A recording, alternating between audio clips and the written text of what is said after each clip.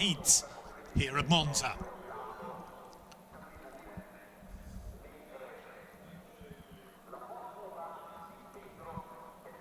All eyes on the lighting beam there in front of them. Red, and then it switches to green after 5 seconds. Actually yellow. Green, and away they go. So let's see how Sami Pajari gets on against Pedro, aka Massimo Pedretti.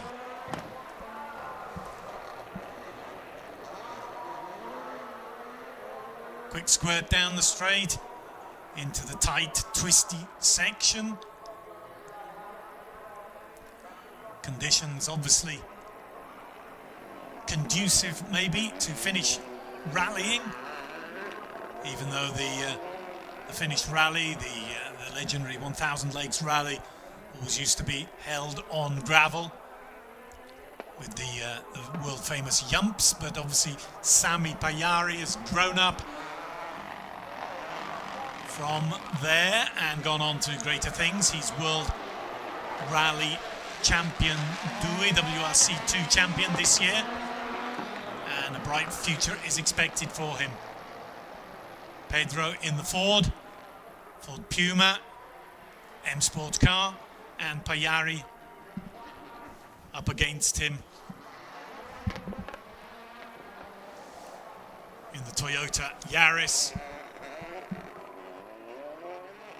He's already done some World Championship rallies this year in the Rally 1 category, but he mainly focused on the Rally 2, which he won. So let's see as they come through the beams for the first of the 2 laps. Pajari gets it right there and gets it right there as well. Heading towards the line, and he's got an advantage of a few seconds in hand there over Pedro, so it's 5.91 seconds, so it all looks to be in the hands of Pajari unless he gets it wrong, but I'm sure he's going to try not to make any mistakes.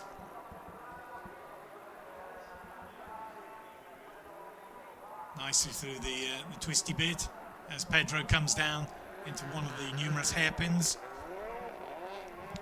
with the M Sport Ford Puma.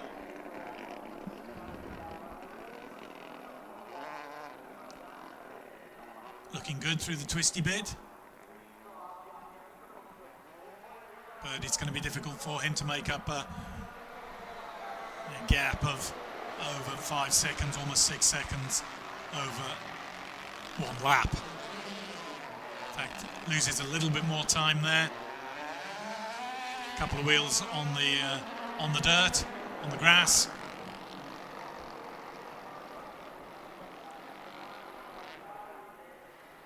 So they head towards the finish of this second lap. Have to see the advantage, and Pedro gets it all wrong. So obviously, victory in this heat goes to Pajari in the Toyota Yaris. Now Pajari is getting as much practice as possible because he's also in the Rally 2 Masters Show here as well. Obviously being prepared for greater things as he crosses the line. 3:23.72 is his time at the finish. Gets a bit of applause from the marshals there on the side of the track as he slows down. Pedro still on the track, some way behind, and in fact over 20 seconds behind Pedro, who finishes second to Pajari.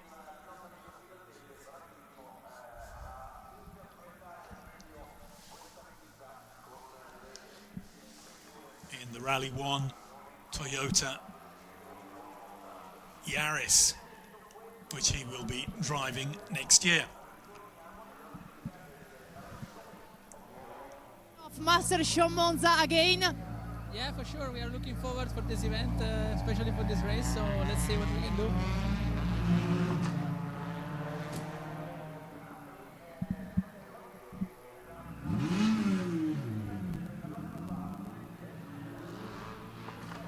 Hi Luca, it's your time. How do you feel? Ciao, sono veramente contento di essere qua, è bello adesso contro Tony, sarà una bella sfida, grazie. I'm really happy to be here. It will be a big and nice challenge. Thanks, Camilla. Well, there was a famous face down there, the first car, Tony Cairoli, the 9 times motocross world champion, once again trying his hand at the Masters show. And Tony, it's not the first time he's been at the Masters show, and he actually won the rally a few years back, beating none other than Valentino Rossi.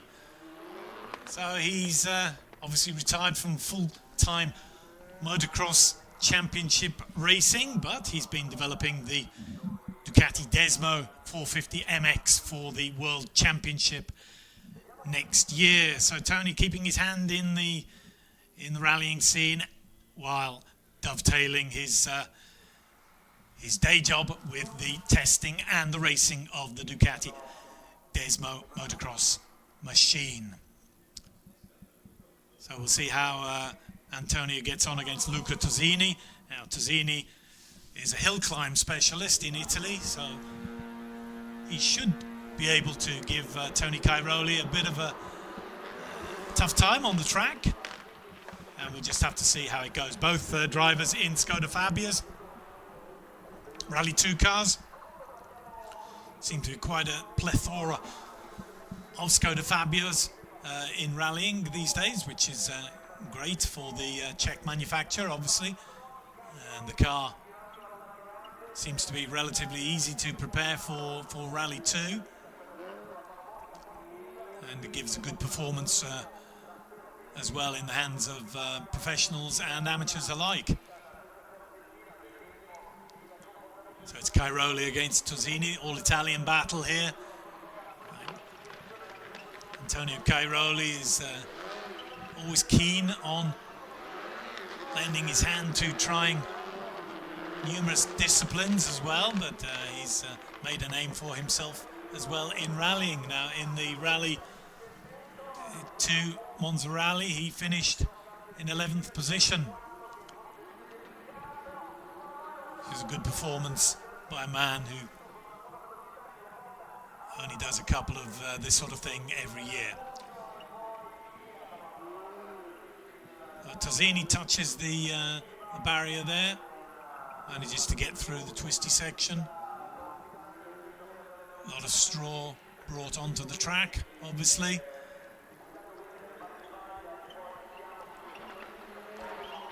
And we'll see what the times are for the first lap of 2.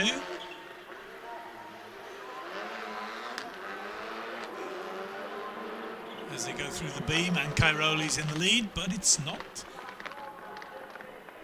a great distance between them. It's 0.6 seconds, so 0.6 of a second lead for Cairoli as they head into the second lap. Round the hairpin. Have to keep clear of the barriers. Cairoli, legend of motocross, 9-time world champion, with his legendary 222 number, 222, which he's had in throughout his 18-year career in whatever discipline he chooses to lend his hand to. So Tosini said, he's looking forward to shaping up against Cairoli in this event. He's very happy to have been pitted against him.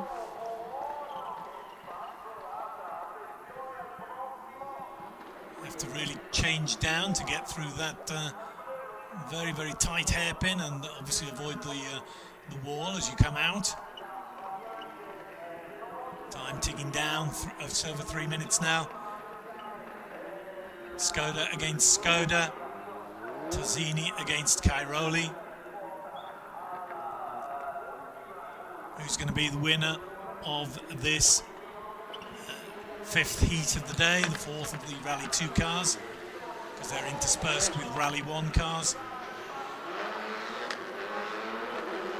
As they go through the line, and the winner is Cairoli, 3:30.47. half a second ahead of Luca Tosini, who did not disgrace himself at all. So congratulations to Antonio Cairoli, who goes on to the next set of heats. It's all done Dimmi by... vai, dimmi quando vado. Alessandro, Monza Street has always brought out the best in you. What's your strategy? Full throttle, full throttle, Full gas. full gas.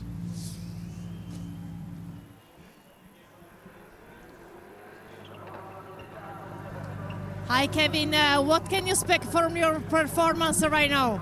It's a pleasure to be here at the Master Show. We will do our maximum as always, but we are here to enjoy it, to let people enjoy watching us.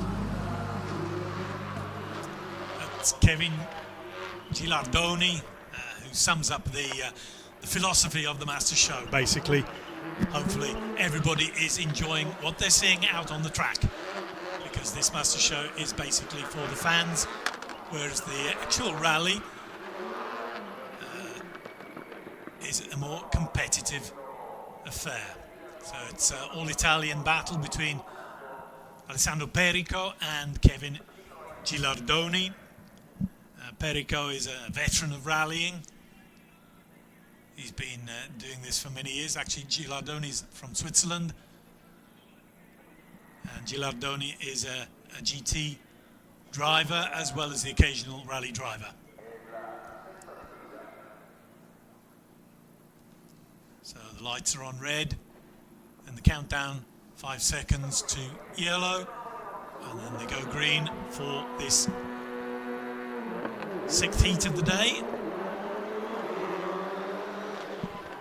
I would hazard a guess that Perico is the favourite for this, having finished 7th in the Monza rally, whereas Gilardoni was 9th. There wasn't much between them in the actual rally, so let's see how they perform here in the Master Show.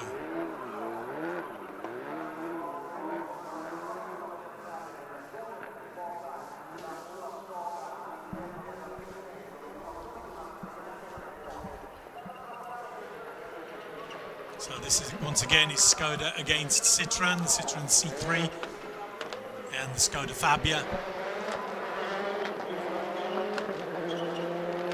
of Perico and the Citroën of Gilardoni.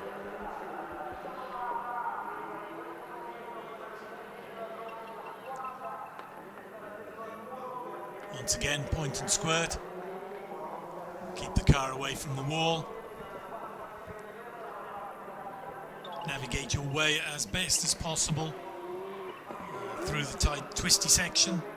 They have co-drivers with them as well, obviously reading out the pace notes. Have to actually be in the car to see how the co-drivers fire out the pace notes in such a short course, basically. So it's not as if there are lengthy sections where they have much time to compose themselves for the next corner.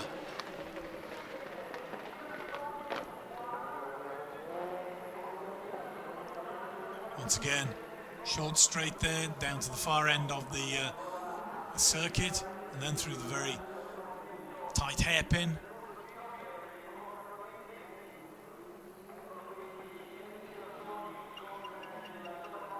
Citroën against Skoda. Switzerland against Italy. Gilardoni against Perico.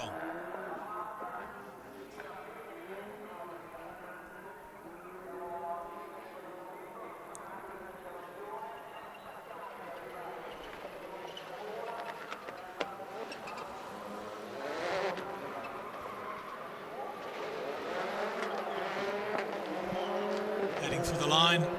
Not far now to go before the finish. We'll see who the winner is in this heat. Almost got it wrong there.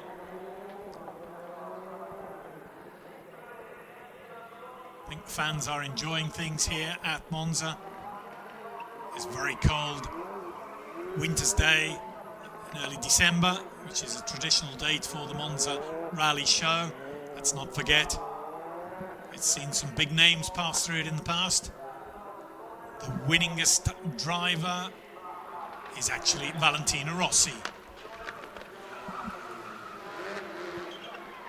Not competing here this year, obviously, hasn't for the last couple of years as they cross the line. And it's very, very close between them. Gilardoni wins with an advantage of 0.21 seconds over Alessandro Perico. So a good performance there by Gilardoni. Managed to overturn the result in the actual Monza rally, which finished this morning after the final two special stages. There were 5 special stages yesterday. Hi Sammy, from Rally 1 to Rally 2 in a second. How do you feel about switching cars so quickly? Yeah, it's strange to switch the cars. It's always different, but it's yeah, I think it's good fun and nice to see so many people there.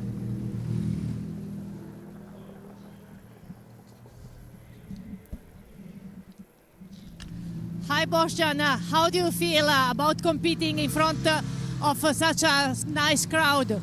Yeah, it feels amazing. It's an amazing weekend for us, and we're really happy to participate in between all these world champions. So, yeah, we're looking forward for this session.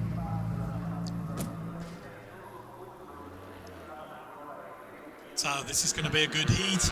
It's Sami Pajari with his second outing of the day, but he switched, as he said, switching from Rally 1 to Rally 2 against Avbelj, Bosjan Avbelj from Slovenia. Very, very useful driver indeed, Bosjan, up against Sami Pajari. So we'll see how this race goes in the 6th heat of the day in the Rally 2 tournament. And they line up against each other after a draw, obviously, of the times, the fastest times, and the winners, top 12 of the Masters, top 12 of the Monza Rally actually go up against each other in the Masters show.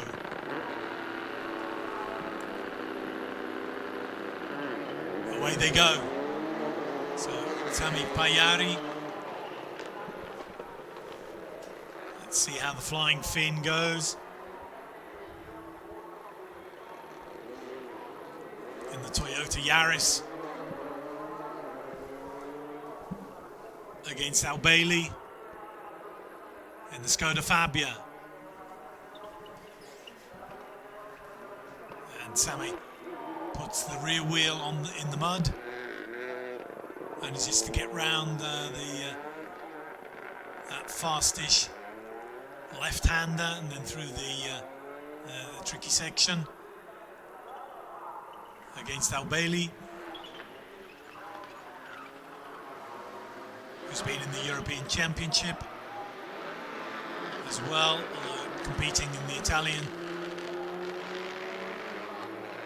series.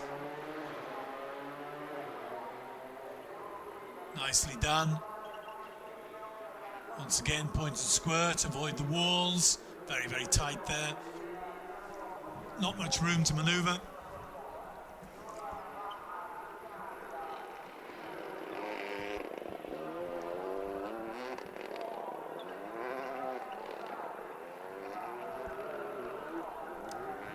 See what the gap is in this opening lap.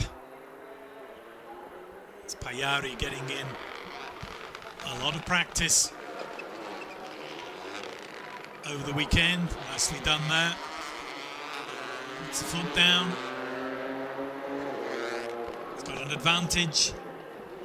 2.78 seconds. Looks pretty comfortable for Sami Eric Pajari, who's the next. Flying fin maybe, and he's going to be facing Kalle Rovanperä as well next year, who returns to doing a full-time championship.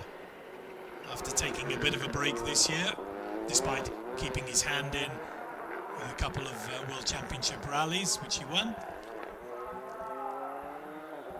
as well as also racing here at Monza in the Porsche Carrera Cup. We finished 6th and 5th in the 2 races. So maybe he knew he was going to be taking part in the Monza Rally Show at the end of the year and came for a little bit of practice.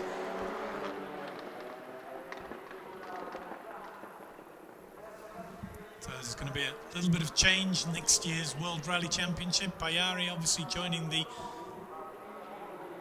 Rally 1 Toyota factory team for the full championship. Toyota, of course, won the Manufacturers' Championship this year, whereas the drivers went to Thierry Neuville last round in Japan. We've also got Neuville here. He'll be out shortly in the Hyundai. So the Rally 1 cars cross the line and the victory goes to Pajari, 3:27.69. And Avbelj almost 5 seconds behind, but a good performance in any case by Avbelj.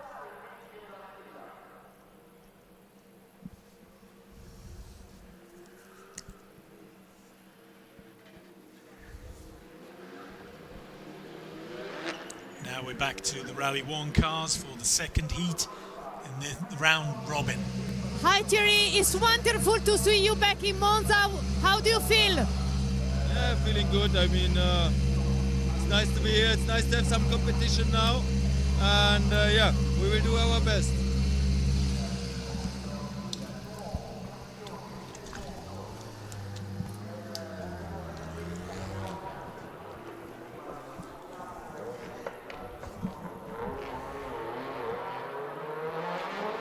So this one sees Pedro on the track once again, as well as 2024 World Rally Champion Thierry Neuville, the Belgian driver in the Hyundai i20N Rally 1 car against Massimo Pedretti, as I said before, commonly known as Pedro, which is the way he likes to be known, a gentleman driver. So I think it's going to be pretty much a foregone conclusion, the outcome to this heat, which is the second heat in the Rally 1 competition.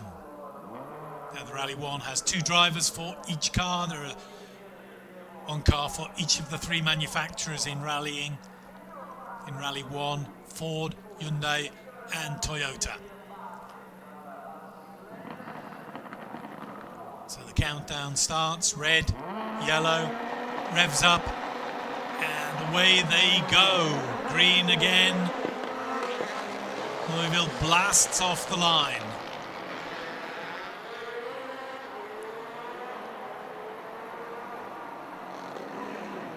Pedro already getting things a little bit wrong at that first corner. Let's see how he can get through the tight stage.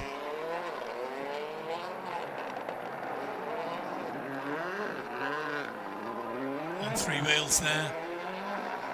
There's the left rear. Gets tipped up.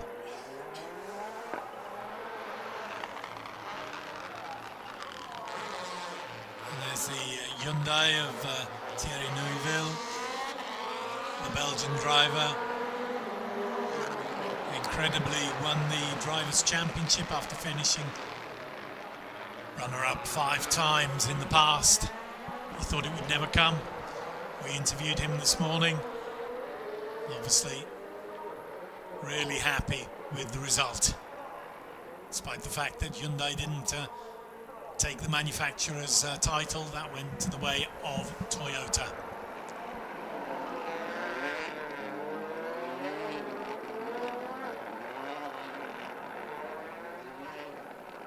Pedro touches the straw bales there.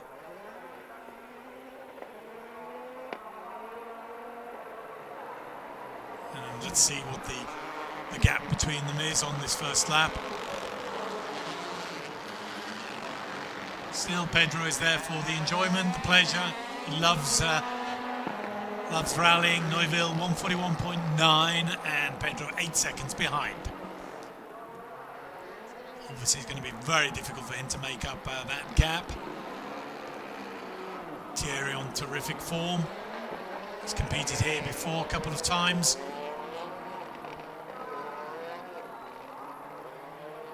(2017) and 2015 as well. 2017 he shared the car with Mikkelsen.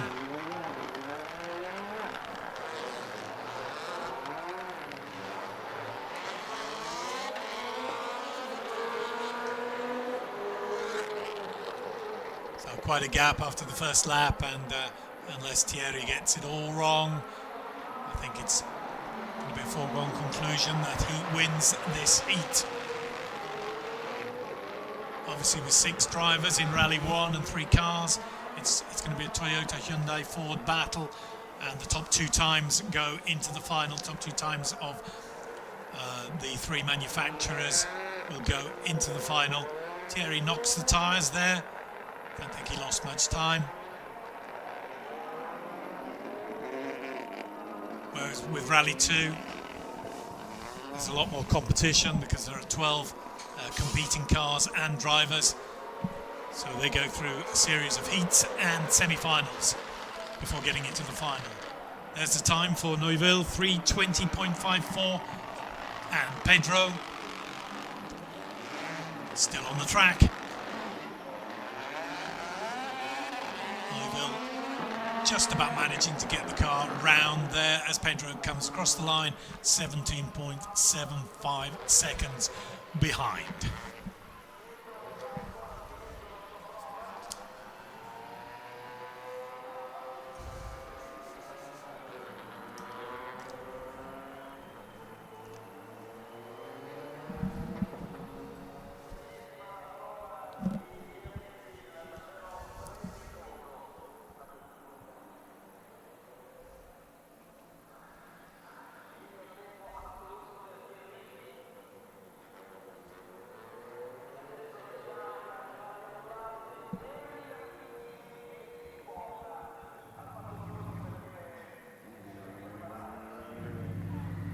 Hi Andrea, excuse me. So the first challenge is over and you won. Now what can you expect from this challenge?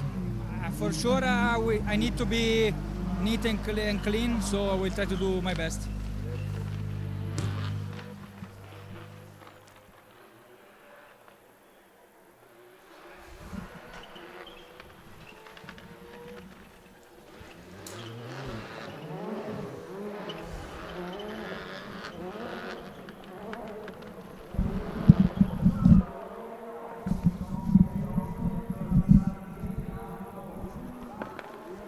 So in this 7th heat of the day in Rally 2, Andrea Crugnola is going up against Antonio Cairoli. Cairoli in the Skoda, Crugnola, winner of the Monza Rally and 4-time Italian champion, obviously firm favourite for the victory in this heat, but we'll see how it goes.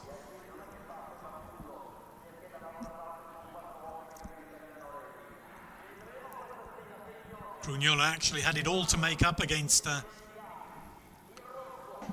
Gryazin in the Monza Rally over the last 2.5 days, but he did it in the end, coming out winner by just a few seconds after overturning the situation at the end of day 2, which was yesterday.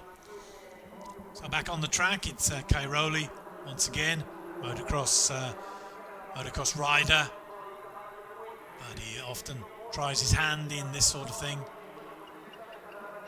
Up against Andrea Crugnola. Once again, Skoda against Citroën.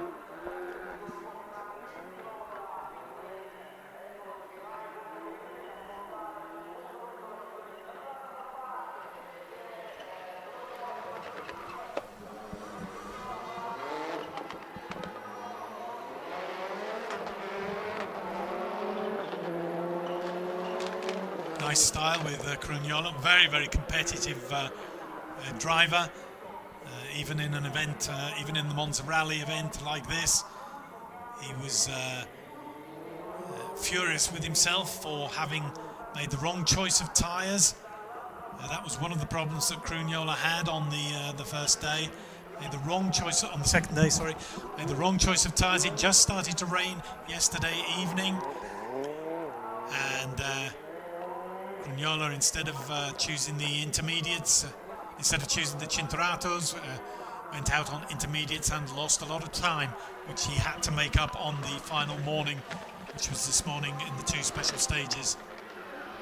So furious with himself. Very, very wide there is the number 222. Certainly lost a lot of time. Antonio Cairoli thought maybe he was thinking of had motocross in his head and was looking for a little bit of mud. Crugnola 142.8 as they went through the timing beam, and 4 seconds behind is Antonio Cairoli, the number 222.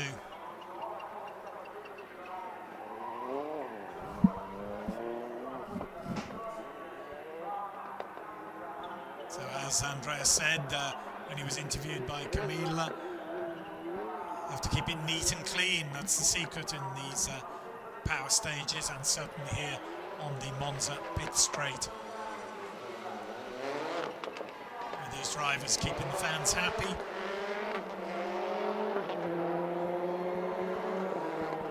Not far now to go before the finish.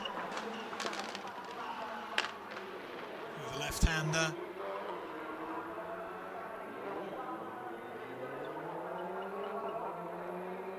Hairpin at the end.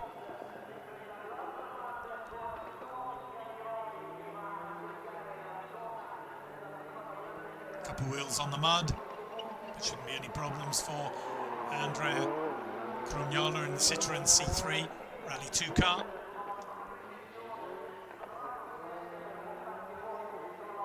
Final section. Taking him towards the finish line. With a time of 3:22.72. Cairoli not far behind, just 6.78 seconds behind, so the win in that heat goes to Andrea Crugnola.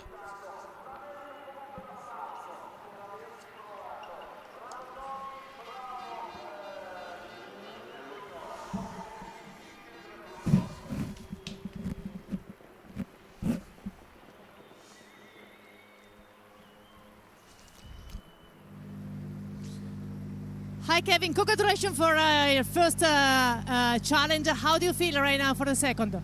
It's getting dirty and dirty, but we are enjoying in front of this public. It's good to be back to the show in Monza, and it's always a pleasure to do this competition.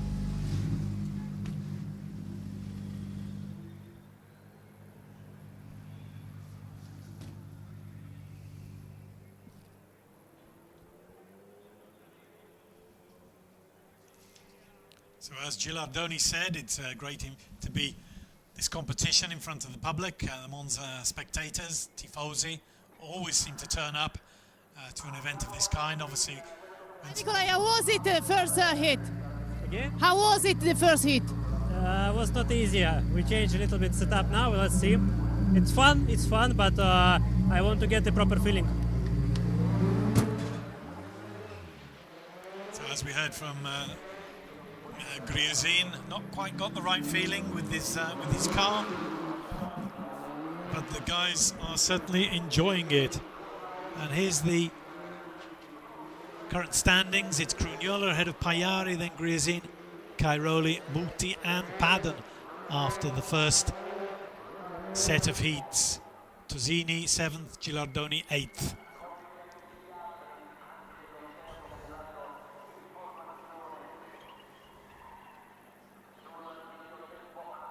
The drivers seem to be enjoying it, but they're also very competitive, even on a circuit like this, a short point and squirt circuit.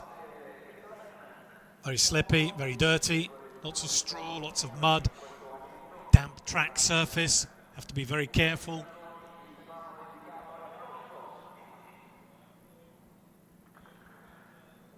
I would say the favourite here is Gryazin.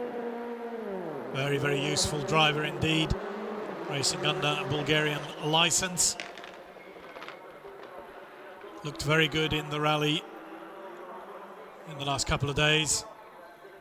Had a very, very good chance of winning, but he was caught by Crugnola this morning, who overturned the result.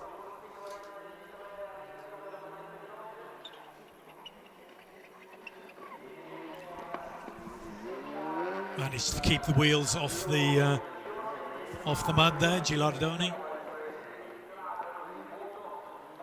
Scrabbling for what little grip there is.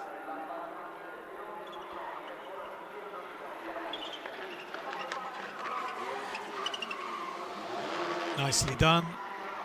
And again, nicely done through those two short, small hairpins.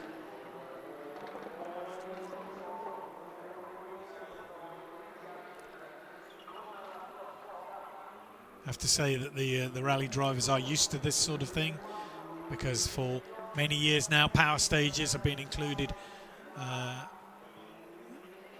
in all events, basically in front of the public, in front of the spectators. Give the spectators a chance to see rallying in all of its glory in a short, sharp spectator stage, without having obviously to travel hundreds of kilometers to see rally cars out in the wild, as it were. Gilardoni looking very nice against Gryazin, but for the moment it's almost 2 seconds between them, as Nikolai goes on to his second lap of 2. Almost went into the wall there in the Citroën. Gilardoni.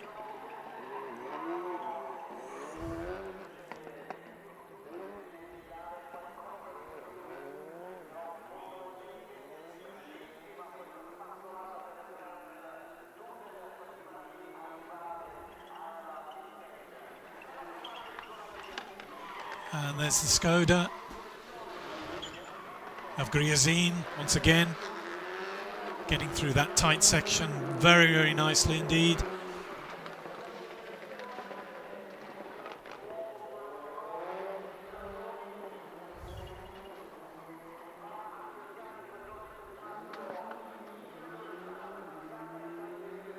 You can see the rest of the Monza circuit in the overhead shot there. Obviously the parabolica and the banking. The banking is actually used for the Monza Rally, and the Monza Rally drivers are actually the fortunate drivers who can go on the banking, which obviously hasn't been used for Formula One since 1962, except for film buffs, movie buffs will remember 1966, the legendary film, iconic film Grand Prix, which was filmed on the banking. So victory goes to Gryazin, over 4 seconds ahead of Gilardoni.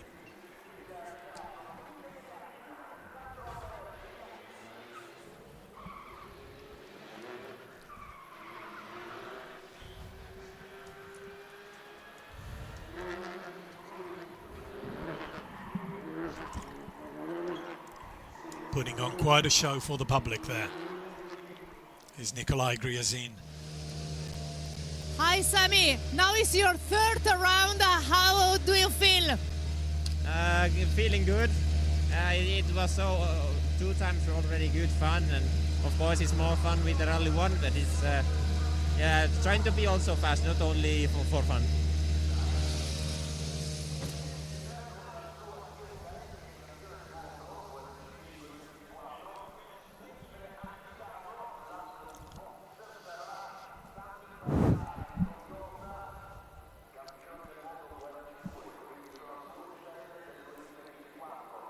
So back we go to Rally 1 for the third heat of the day. Thierry Neuville against Sami Pajari. This is going to be interesting. Hyundai against Toyota once again. And Sami's having to do a real tour de force here at Monza, switching from Rally 2 to Rally 1. Neuville enters the track, lighting up the rubber already before they get to the start line. And we can hear the magnificent noise of the Hyundai in the commentary box here. Thierry Neuville, 2024 World Rally Champion in the Hyundai i20N. So let's see if the Flying Finn can do anything against the Belgian.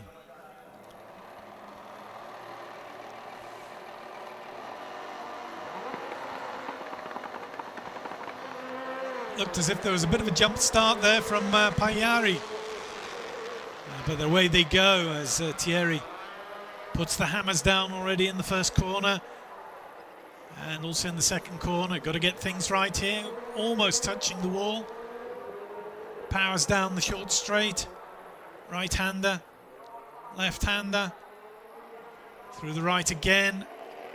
Manages to keep it away from the mud. Drifts it around the corner at the end. Again, neatly navigates his way through the obstacles. Pajari's pushing it, obviously getting it right there in the Toyota. Looking good, both of them. Interesting to see the gap after the first lap. Not making any mistakes, either of them. Sammy came up a little bit short there,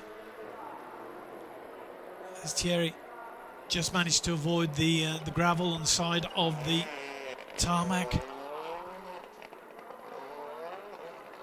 Threading his way through, shaving the barriers, bringing straw onto the track.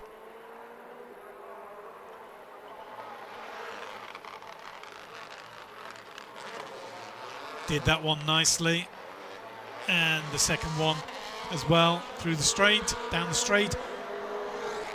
Advantage of one again next year as the Finn moves up to Rally 1 for a full-time season, as Thierry gets it a little bit wide coming out, drifting round the far side of the circuit.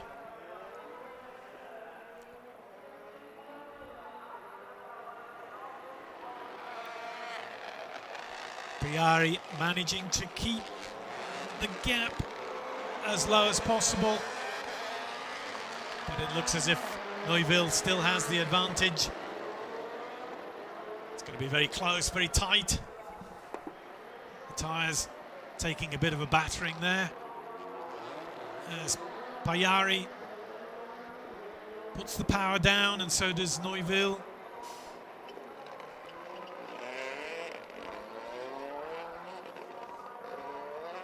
Beautifully done. Taking the plastic off the straw bales. And the winner is, in this round, it's going to be, we'll see shortly. Yep, it's Thierry with a time of 3:17.43, 2.5 seconds quicker than Pajari. So Neuville on top form here at Monza, enjoying himself after winning the World Rally Championship for the first time, the last round in Japan.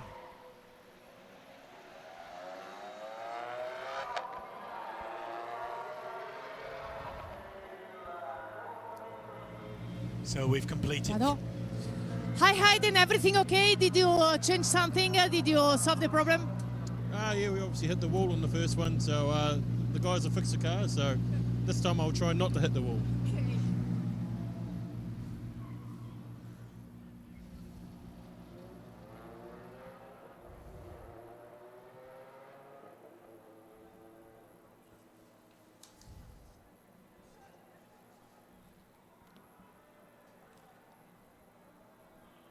So this ninth heat in Rally 2 sees Avbelj up against Paddon. Avbelj in the Skoda and Paddon in the Hyundai. As he said, he hit the wall, caused a little bit of damage on his Hyundai, and he'll be looking to at least get a win against the Slovenian driver here in Heat 9 of Rally 2.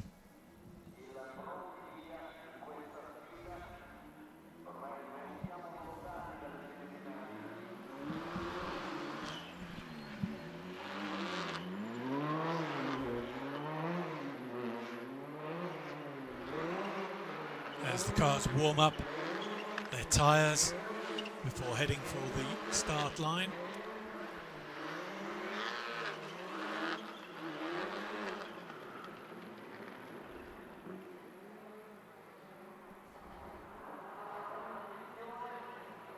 Avbelj Bostian from Slovenia, racing with an Italian license, the Italian Championship.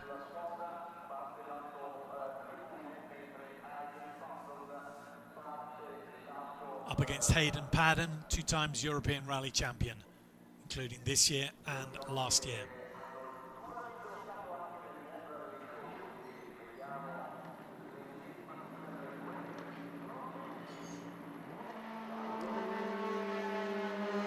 And away they go on the green. Who got the better start?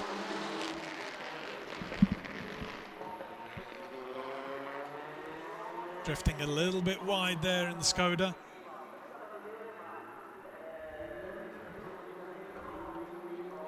So as Hayden Paddon said, he wants to try and avoid the wall this time around, and hopefully he can win. It's going to be a pretty even match this heat, I think. Between the New Zealander and the Italian licensed Bostian Avbelj.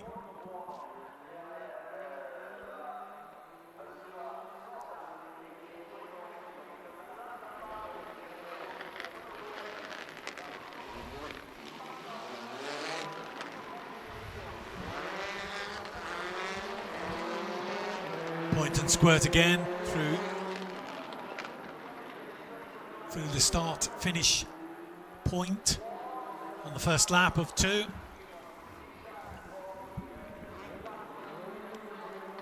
They all seem to be having a little bit of difficulty in that corner, which is very tight, and there's a wall awaiting you on the left, which Paddon didn't manage to avoid the first time round.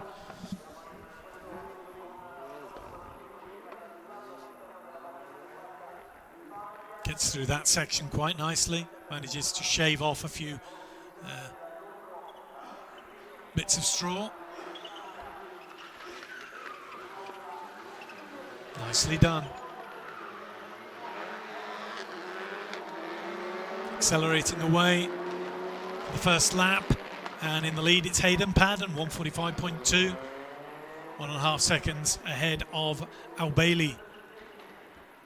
So it looks as if Hayden Paddon has got this set up right for this second heat.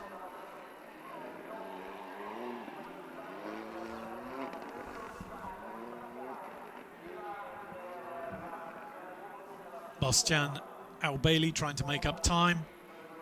It's not going to be easy once you're down after the first lap. You haven't got much time to try and make up those precious tenths or even hundredths of a second to take the win. So Paddon was ahead after the first lap. This is the second lap, and we'll see how they do as they make their way towards the finish. Nicely done, and just to keep it all off the gravel.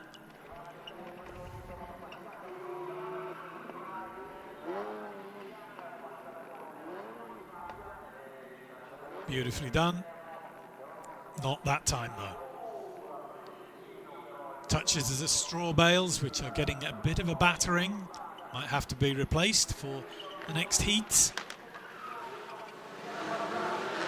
Went through the tyre barriers, very, very nice.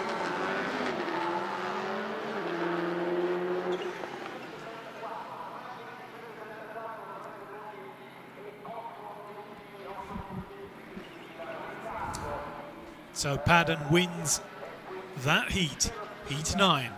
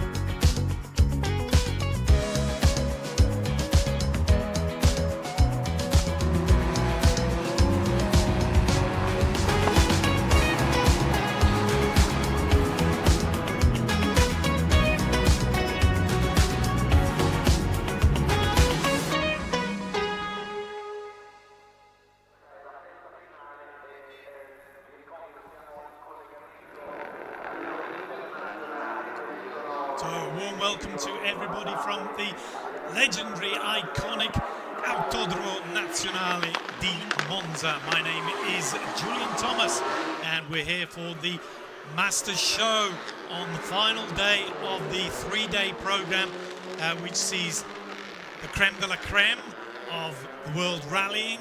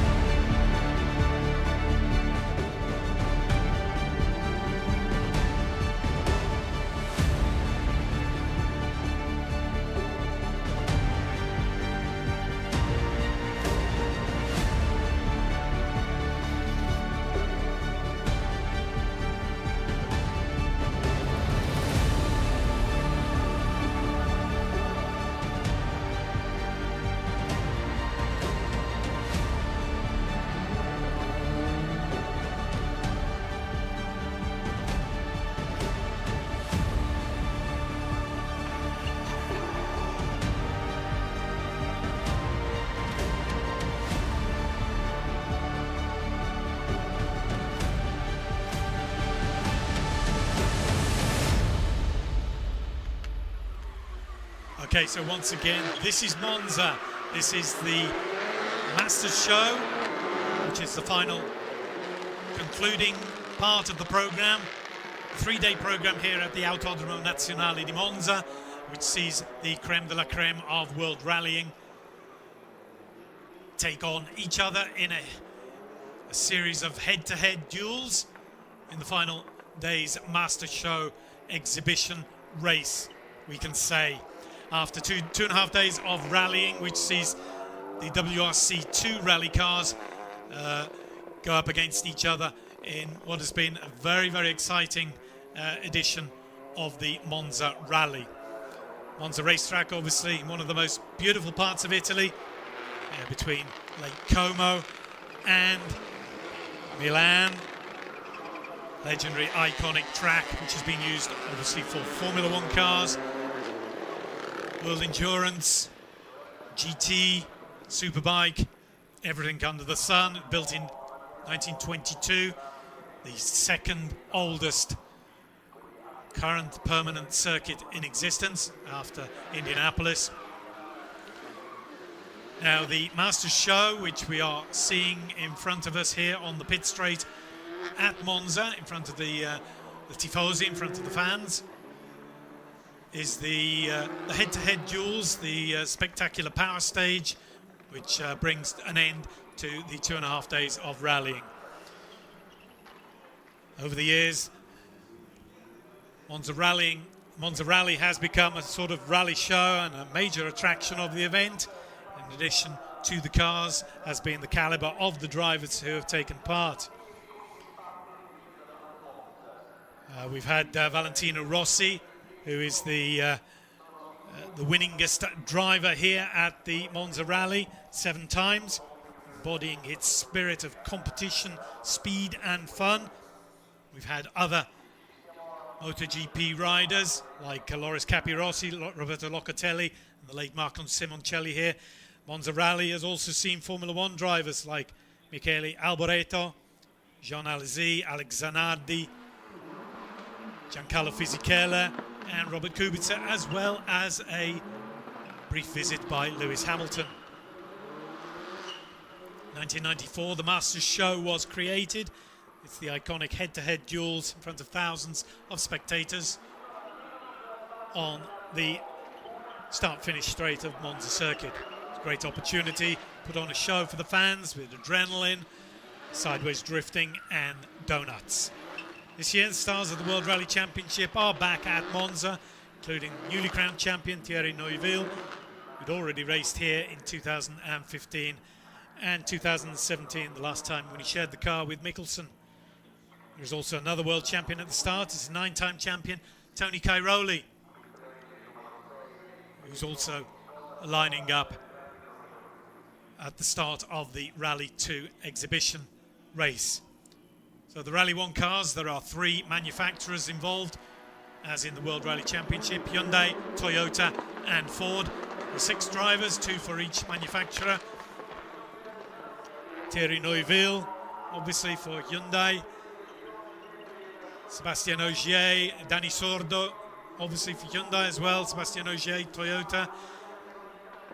Pedro and Adrien Fourmaux for Ford. And Sami Pajari also for Toyota, who's also taking part in the Rally 2 exhibition event. So the cars we're seeing on track at the moment, this is the Heat 10 of the Rally 2 exhibition. It's Matteo Fontana against Luca Tosini, all Italian elimination heat. Tosini is a hill climb specialist, whereas Fontana is a young up-and-coming Italian rally driver, 21 years of age. So they go through a series of heats. There are 12 heats between the 12 Rally 2 drivers who managed to qualify for the elimination phase, and there are 6 Rally 1 drivers who were here in the earlier days, but obviously only giving exhibition drives and rides to guests around the full Monza circuit, which is where the actual rally takes place. Now, the full Monza circuit is not used for this power stage. Obviously, this is just at the end of the event for the benefit of the general public and fans. Italian tifosi have come out in force for this 45th edition of the Rally di Monza. It's actually since 1994. So it's the 30th edition of the Masters Show is taking place. As you can see, the course is a bit of a gymkhana, a slalom between straw bales, between the walls, between the tyre barriers, a couple of shortish straights, a lot of chicanes, a lot of power sliding, a lot of drifting. What's important is to be neat and stay away from the barriers. They do 2 laps of the track, 1.5 kilometre track, making up a total of 3 kilometres. And the best times go through from the elimination phase into the semi-finals for the Rally 2 cars. So on the track, it's Fontana against Tosini. So we'll see. Now we've got Perico against Linos. So we'll see who goes the best here.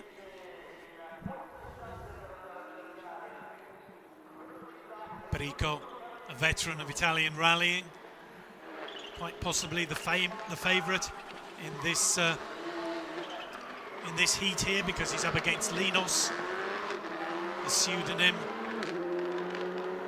for the GT driver, and Perico wins with 328.73 against the circuit racing specialist.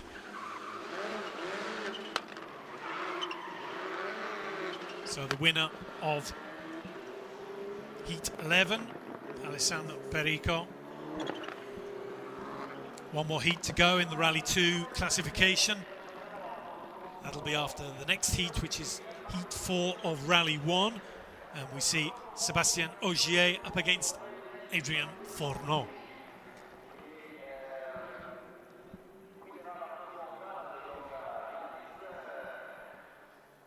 Very cold here at Monza, very damp conditions. It started raining yesterday afternoon, didn't stop overnight, leaving the track very, very greasy.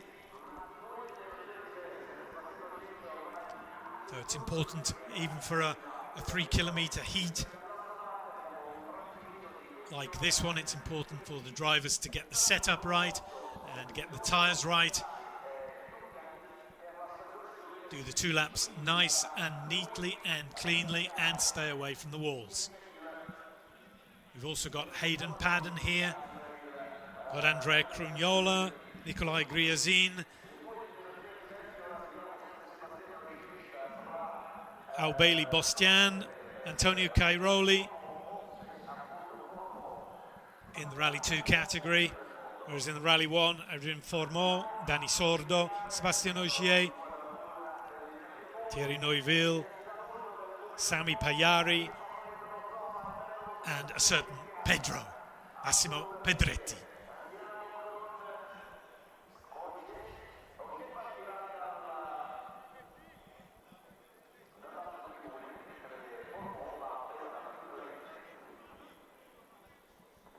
Watching some highlights of the Rally 2 cars here. The Skoda Fabias, very, very popular car in European rallying. Back live for the event, aerial shot of the iconic Monza circuit. Just about see the banking there at the far end of the circuit. Very, very famous, obviously used until 1962 for Formula 1. And then they dusted it off for the 1966 legendary film Grand Prix. So the Rally 2 classification at the moment sees Crugnola in the lead, ahead of Gryazin, Tosini and Paddon in 4th place.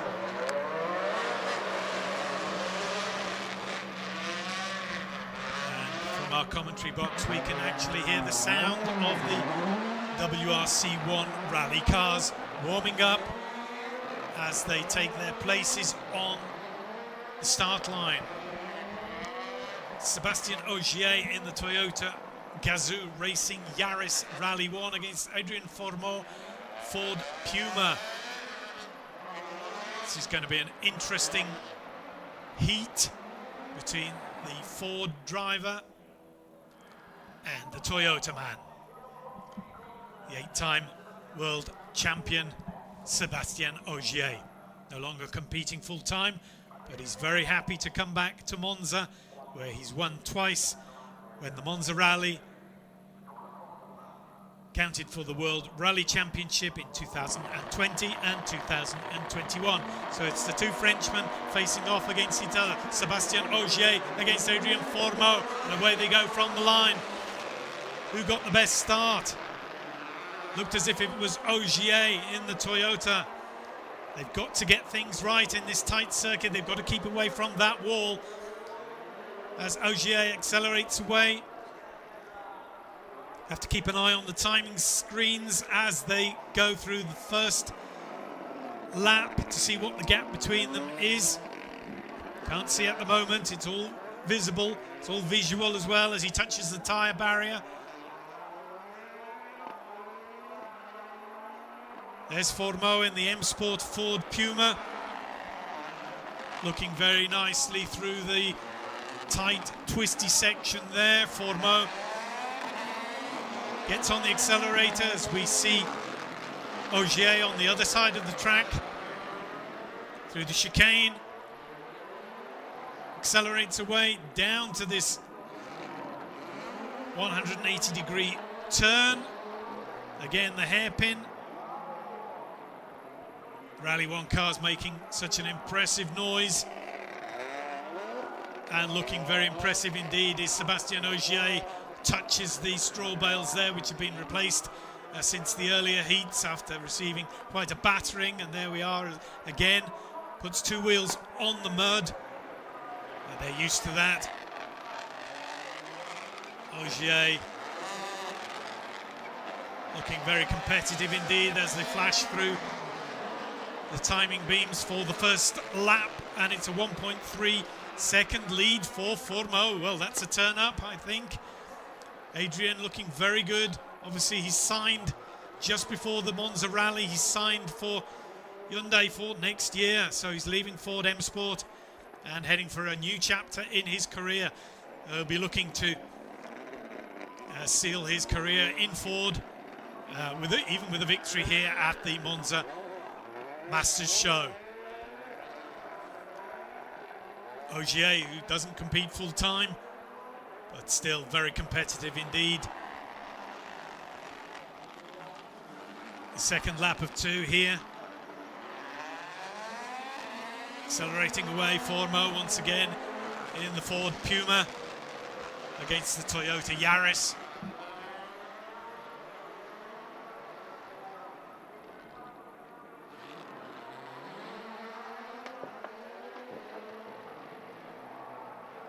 Beautifully done through the hairpin, getting the right kind of acceleration away.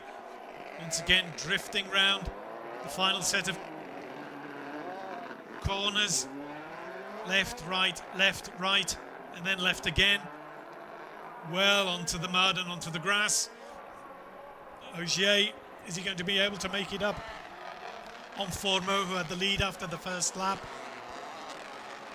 Not quite sure he will be able to, and in fact he doesn't. So Adrien Fourmaux takes the win with 3:16.94, a full 3 seconds ahead of Sébastien Ogier. So that's a great performance from the Frenchman against his compatriot.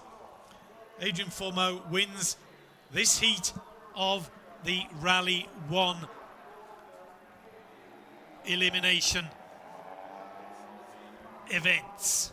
We've got 2 more to go with Rally 1 before they head into the final.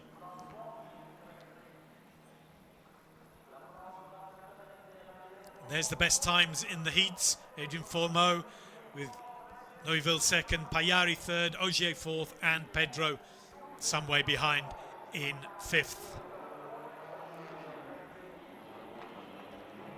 Hi Marco, are you happy with your performance so far? Yeah, the first attempt there in the Master Show went quite good. A bit probably in the standing start procedure, but now, yeah, another champion to fight. So let's go, Sami.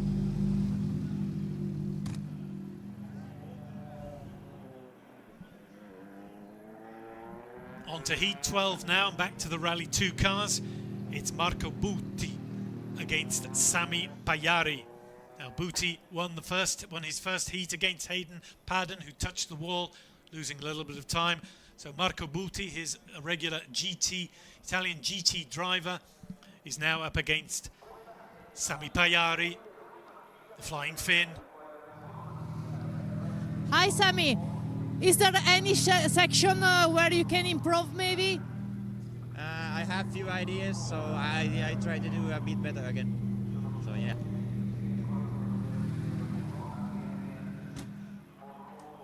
So we heard from both of the drivers in this heat, Marco Butti and Sami Pajari. Sami Pajari won his heat against Avbelj Bostian earlier on. And he's also racing in Rally 1 as well. So here's the starting lineup: Butti in the Citroen C3 and Pajari in the Toyota Yaris. I would say that Pajari is his favourite for the win in this event. But we'll see how it goes, because anything can happen on such a slippery surface like the Monza pit straight.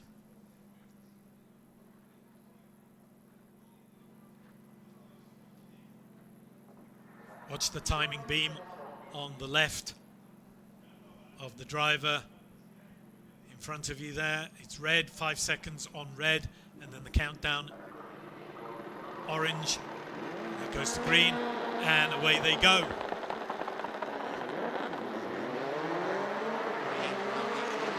Marco Butti looked as if he got a little bit of a slow start there.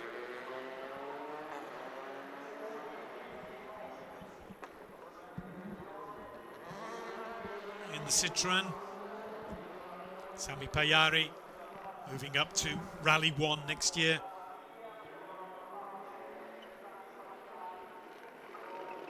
So looking to make a good impression here in the final event of the year. Sort of spectacular head-to-head duels in the power stage in front of the Monza fans. The Toyota of Sami Pajari.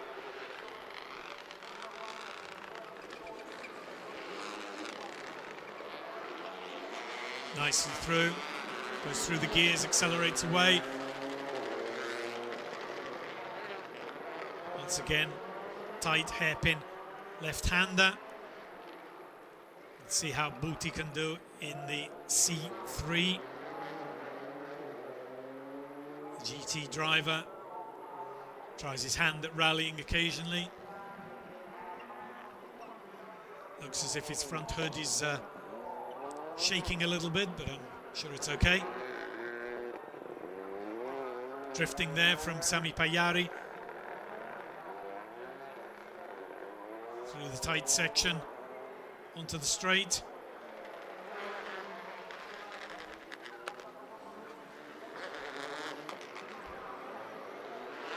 Looking very good. There's Marco, the Italian. It's 1.5 seconds down on the Finn as they complete the first lap. This is the final heat, the 12th heat of the elimination phase of the Rally 2 competition.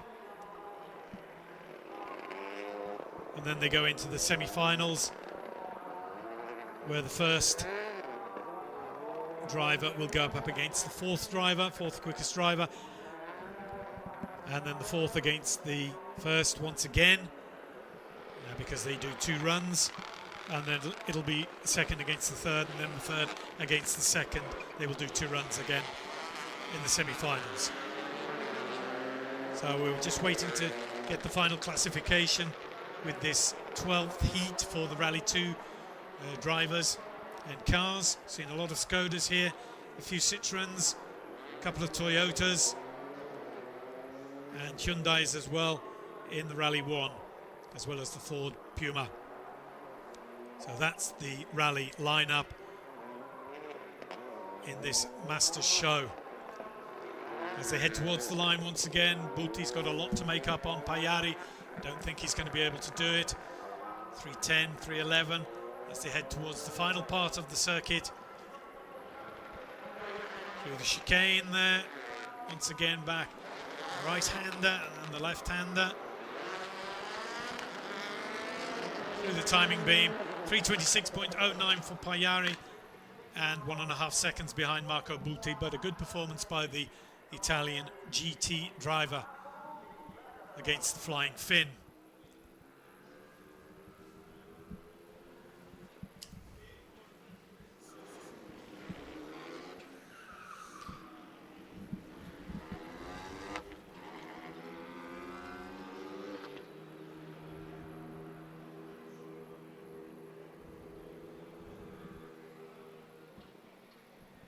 Here's the final classification.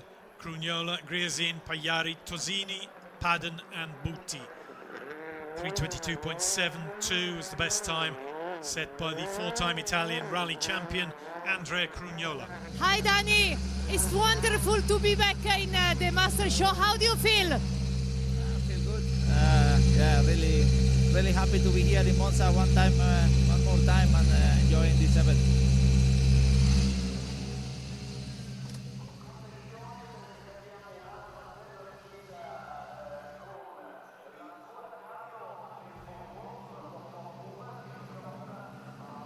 Ce la faccio farne un altro anche? Ok.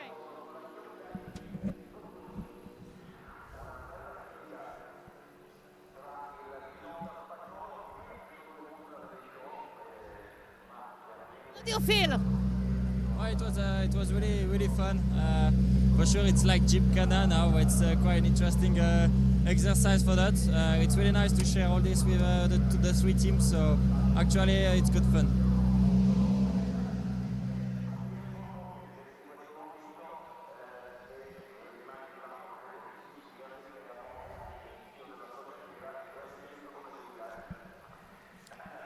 So we're on to Heat 5 of the Rally 1 classification. And it's Adrian Fourmaux against Danny Sordo. This is going to be an interesting one indeed, because Fourmaux managed to win his previous heat against Sebastian Ogier. So it's the Ford against the Hyundai as they warm their tyres up on this very, very slippy surface. The Ford Puma of Adrian Fourmaux against the Hyundai i20N Rally of Danny Sordo.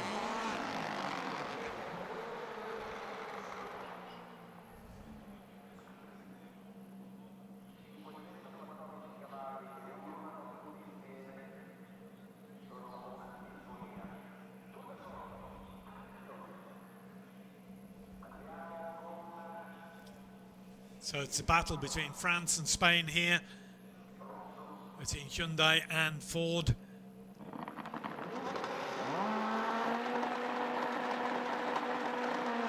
Onto the green and away they go. Fourmaux gets away from the line, very important not to get any wheel spin, obviously. Important these first two corners as well, without touching the wall here.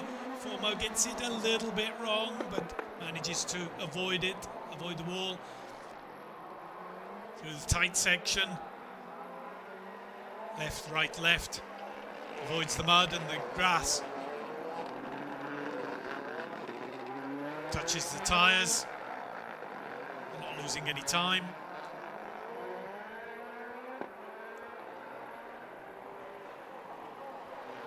Danny Sordo, the Hyundai.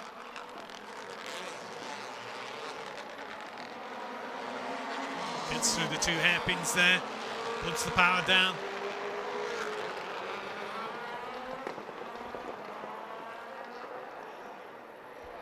Looked as if he got it a little bit wrong there, but they have to slow down quite a lot as Fourmaux goes round the hairpin nicely in the Ford Puma. We have to see as they finish the first lap who's got the advantage, because it's always difficult to make up even the smallest disadvantage after the first lap.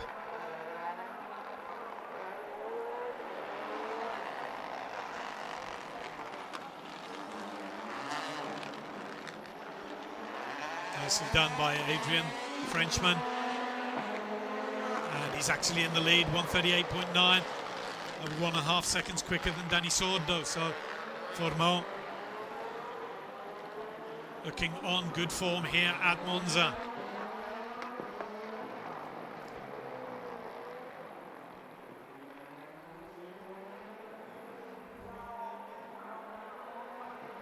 Cars looking good through the left-right section.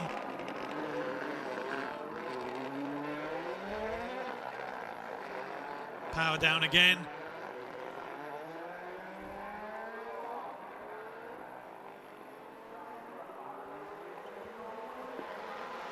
One more heat remaining in the Rally 1 section, whereas the Rally 2 guys have completed their classification. This is the 5th heat between Danny Sordo and Adrien Fourmaux.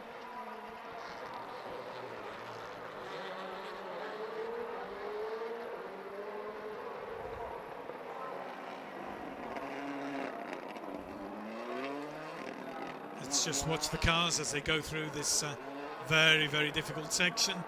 Have to slow right down for that. Keep away from the straw bales as they come close to the line. Not far now to go. Final swing through the 2 hairpins for Adrien. And then across the line, and Fourmaux wins, 3:15.36. A full 4 seconds quicker than Danny Sordo.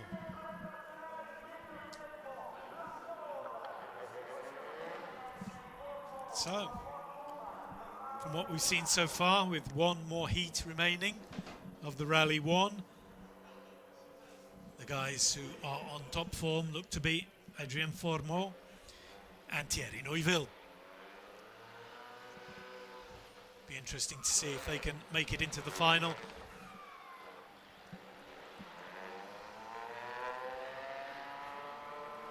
Because Sami Pajari is also in with a chance as well. And Sebastian Ogier has to complete his final run. But there we are, Fourmaux is currently quickest, even 2 seconds faster than Neuville, Sordo, Pajari, Ogier and Pedro bringing up the rear.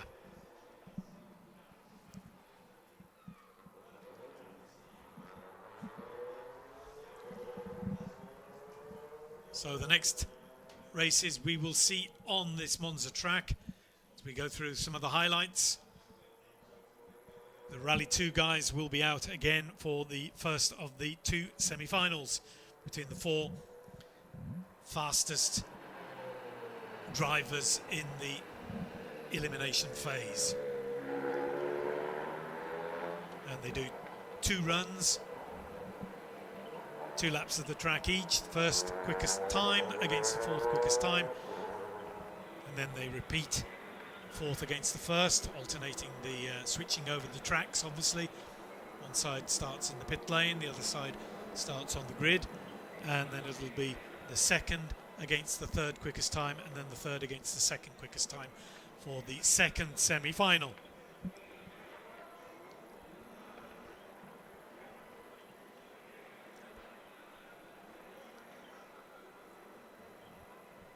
So, wonderful aerial view of the Monza circuit there in this early December weekend. Very cold here, almost freezing temperatures overnight. A little bit of rain, no snow. First 2 days were sunny and cold. The Monza Rally attracted a good field of most of the top competitors in the European and Italian Rally Championship. Andrea Crugnola, full-time Italian champion, won the Monza Rally after 3 days of rallying around the full circuit of Monza and the internal tracks that make up this massive, iconic complex. And the Rally 2 guys had the chance to go on the Parabolica as well and on the banking of this famous circuit. 154 kilometers of 9 special stages, and victory went to Andrea Crugnola from Nikolai Gryazin, who finished 2nd. 3rd place went to Hayden Paddon of New Zealand, the 2 times European Rally Championship, and fourth was Avbelj Bostian.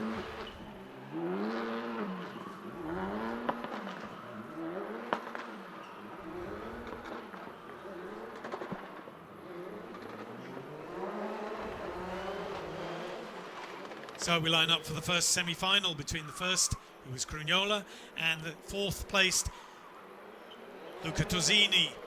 I would say that Crugnola is the favourite for this semi-final. Was a 4-time rally champion for nothing. Whereas Tosini is a hill climb specialist who dabbles in a bit of rallying now and again. So Crugnola in the Citroën C3 against Tosini.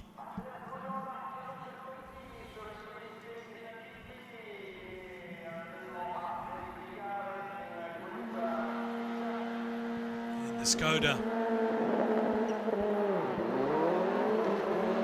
Away they go. Crugnola gets a good start. Round the first hairpin. Round the second. Looking quite good, keeping away from the wall. Point and squirt. This is the way it is with these power stages.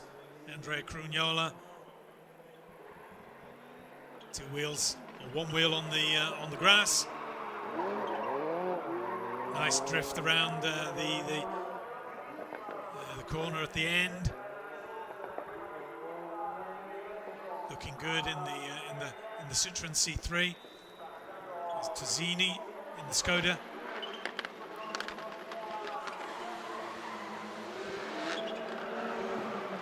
Nicely done as well.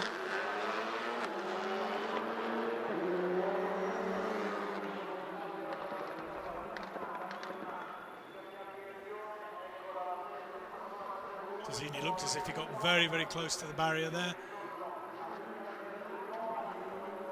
Crugnola comes through to complete the first lap. I think he's got a bit of an advantage.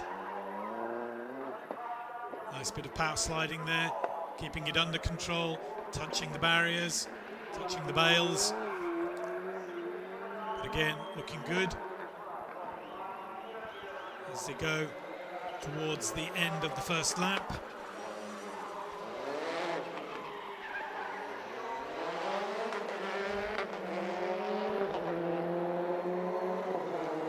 Crugnola takes the lead, and he has a substantial lead of over 4 seconds over Tosini.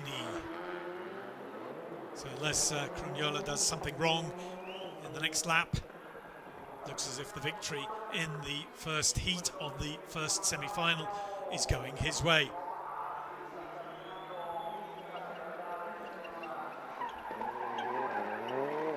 Under braking. Nicely done by Luca through the slalom section. Just about managing to keep away from the straw bales there.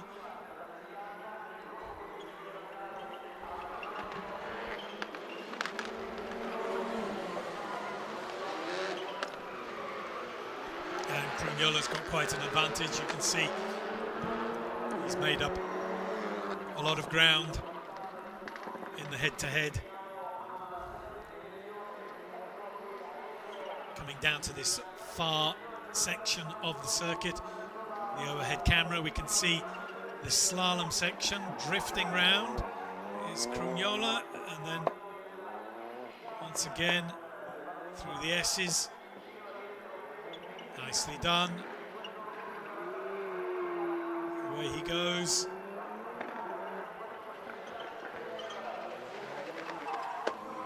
Very competitive driver indeed. As he takes the checkered flag with the victory, 3:23.74. That's a great result for Andrea Crugnola. A full 6 seconds ahead of Luca Tosini. Very competitive drive by the 4-time Italian rally champion. Very competitive indeed. He was very annoyed with himself after the morning of the second day of the Monza rally, because he lost the lead to Nikolai Gryazin at the start of day 2 because of an intercooler failure, and because he chose the wrong choice of tyres when it started to rain. He was on intermediates where most of his competitors chose the Cinturato tyres from Pirelli, who are of course the sponsor of this Monza Rally event. Final conclusive event for Pirelli after their 4 years. It was a way of thanking the World Rally establishment for their 4 years as single make supplier of World Rallying. Obviously Pirelli based in Milan, just down the road. They will be replaced by Hankook tyres for next year in the World Rally Championship. So it's a nice send-off for the Italian tyre manufacturer. Now they've switched sides, Andrea Crugnola and Luca Tosini. The green is on, away they go. It's going to be very difficult for Tosini to make up the gap of 4 seconds on Crugnola. Anything can happen, we keep saying, in this Monza Rally show, the Masters show. But when you're up against a 4-time Italian champion, it's going to be difficult for a hill climb specialist, shall we say, to get the better of the experienced Crugnola.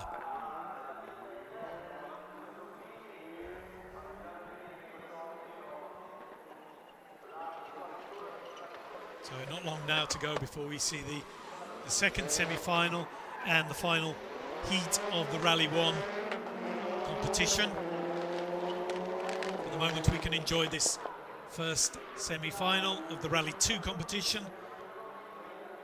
Crugnola against Tosini. Good crowd here at Monza.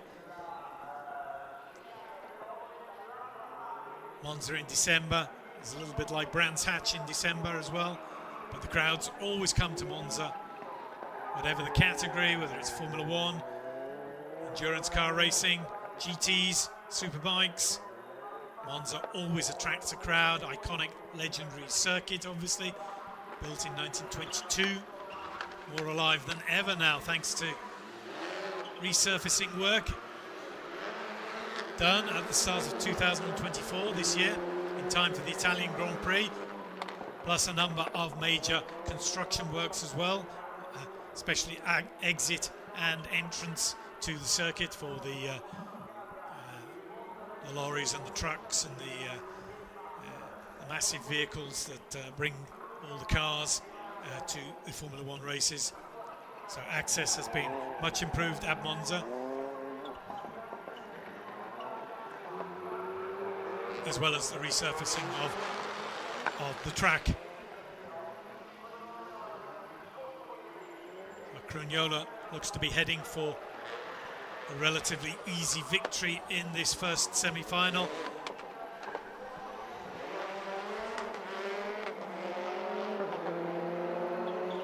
As the cars also get ready for the second, the final heat in the Rally 1, which will see Danny Sordo against Sebastian Ogier.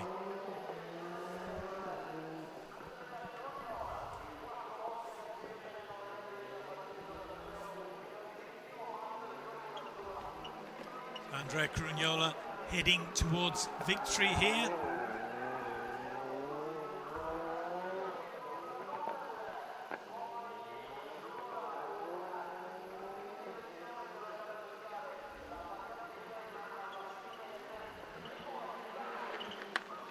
Final part of the section of the circuit to go.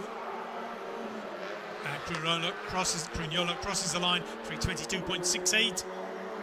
Almost just over 4 seconds quicker than Tosini, but a good performance by the hill climb specialist. But he could do nothing against Andrea Crugnola.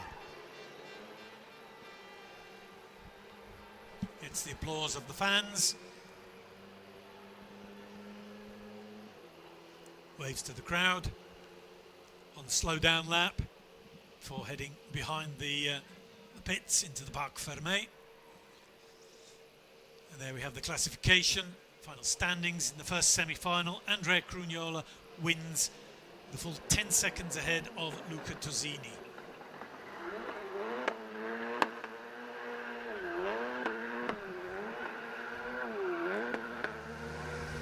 Hi Seb, how was it? How is your co-driver performing? Well, I don't know. You need to practice a bit the French, I guess. But no, it's nice to have Terenzo on board. You know, for the farewell of Pirelli in the WSC. It's nice to end up that together.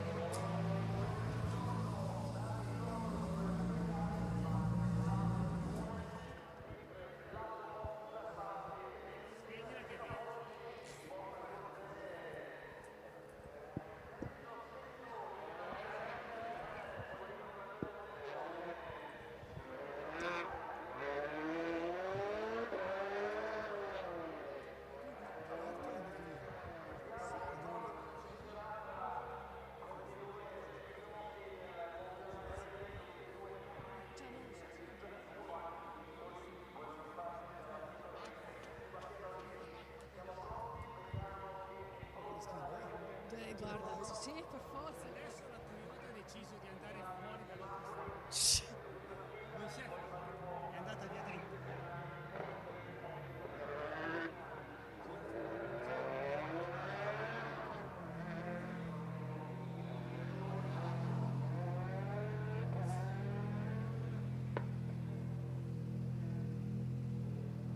Ha vinto la 3.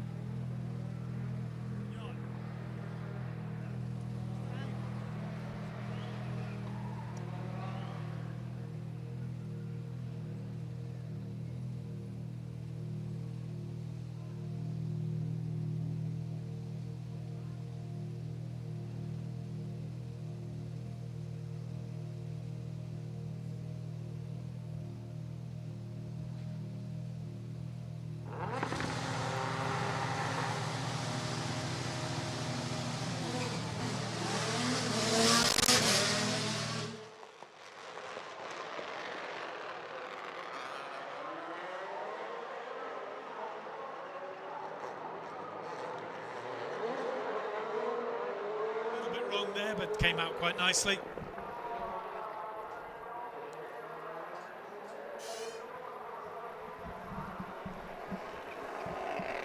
So Danny Sordo against Sebastian Ogier in the final heat of the World Rally Championship Rally 1 competition. 2 laps of the track.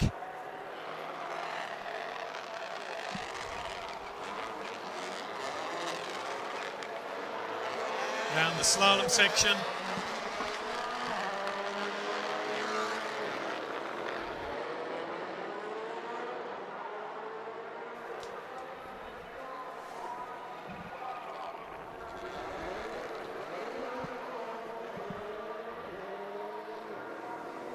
Okay, so we're lining up for the final heat in this Masters show here, the Rally 1 section. Between Danny Sordo and Sebastian Ogier, and I have been joined in the commentary box by a well-known name, I would say, from the World Rally Championship. It's Tom Howard. Hello, Tom. Thanks for joining me. Can you hear me, first of all?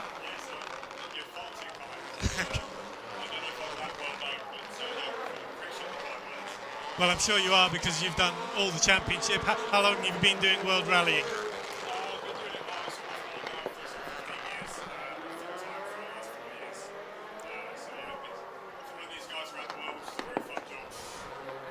And indeed, talking about fun, I think this is a bit of fun, what we're seeing here today at Monza.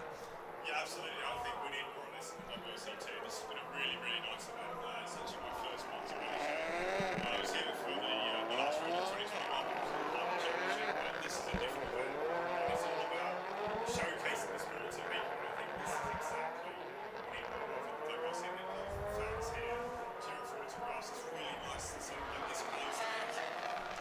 I think you're absolutely right. I mean, and also the drivers seem to like it because they can, cut loose. They're relatively relaxed. I think it's the end of the season. They can enjoy themselves as well. Yeah, absolutely. It's a positive as well. It's a chance to show off. Well, this is a good one. This is Sebastian Ogier against Danny Sordo. I think Sordo's getting the better of Ogier here. We'll see at the end of the 2 laps, but that's the way it looks.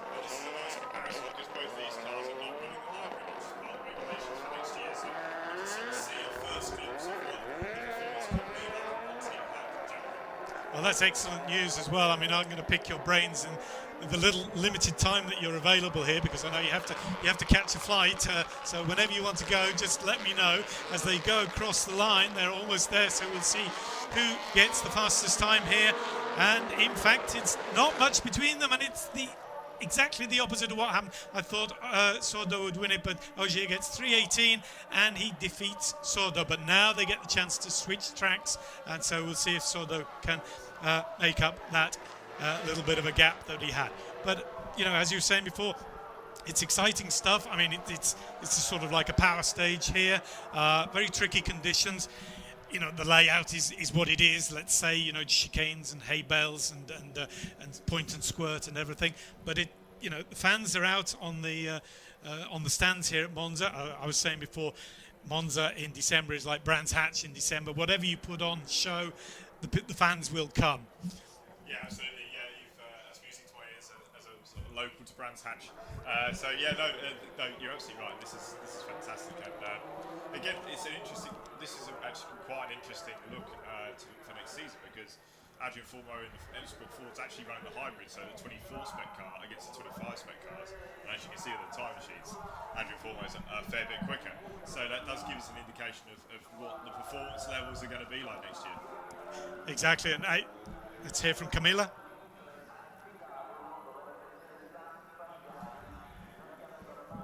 Difficult to say. I will try my best anyway, but Crugnola is doing really good job. But I will do also good job, and after we will see. Anyway, the race will show us.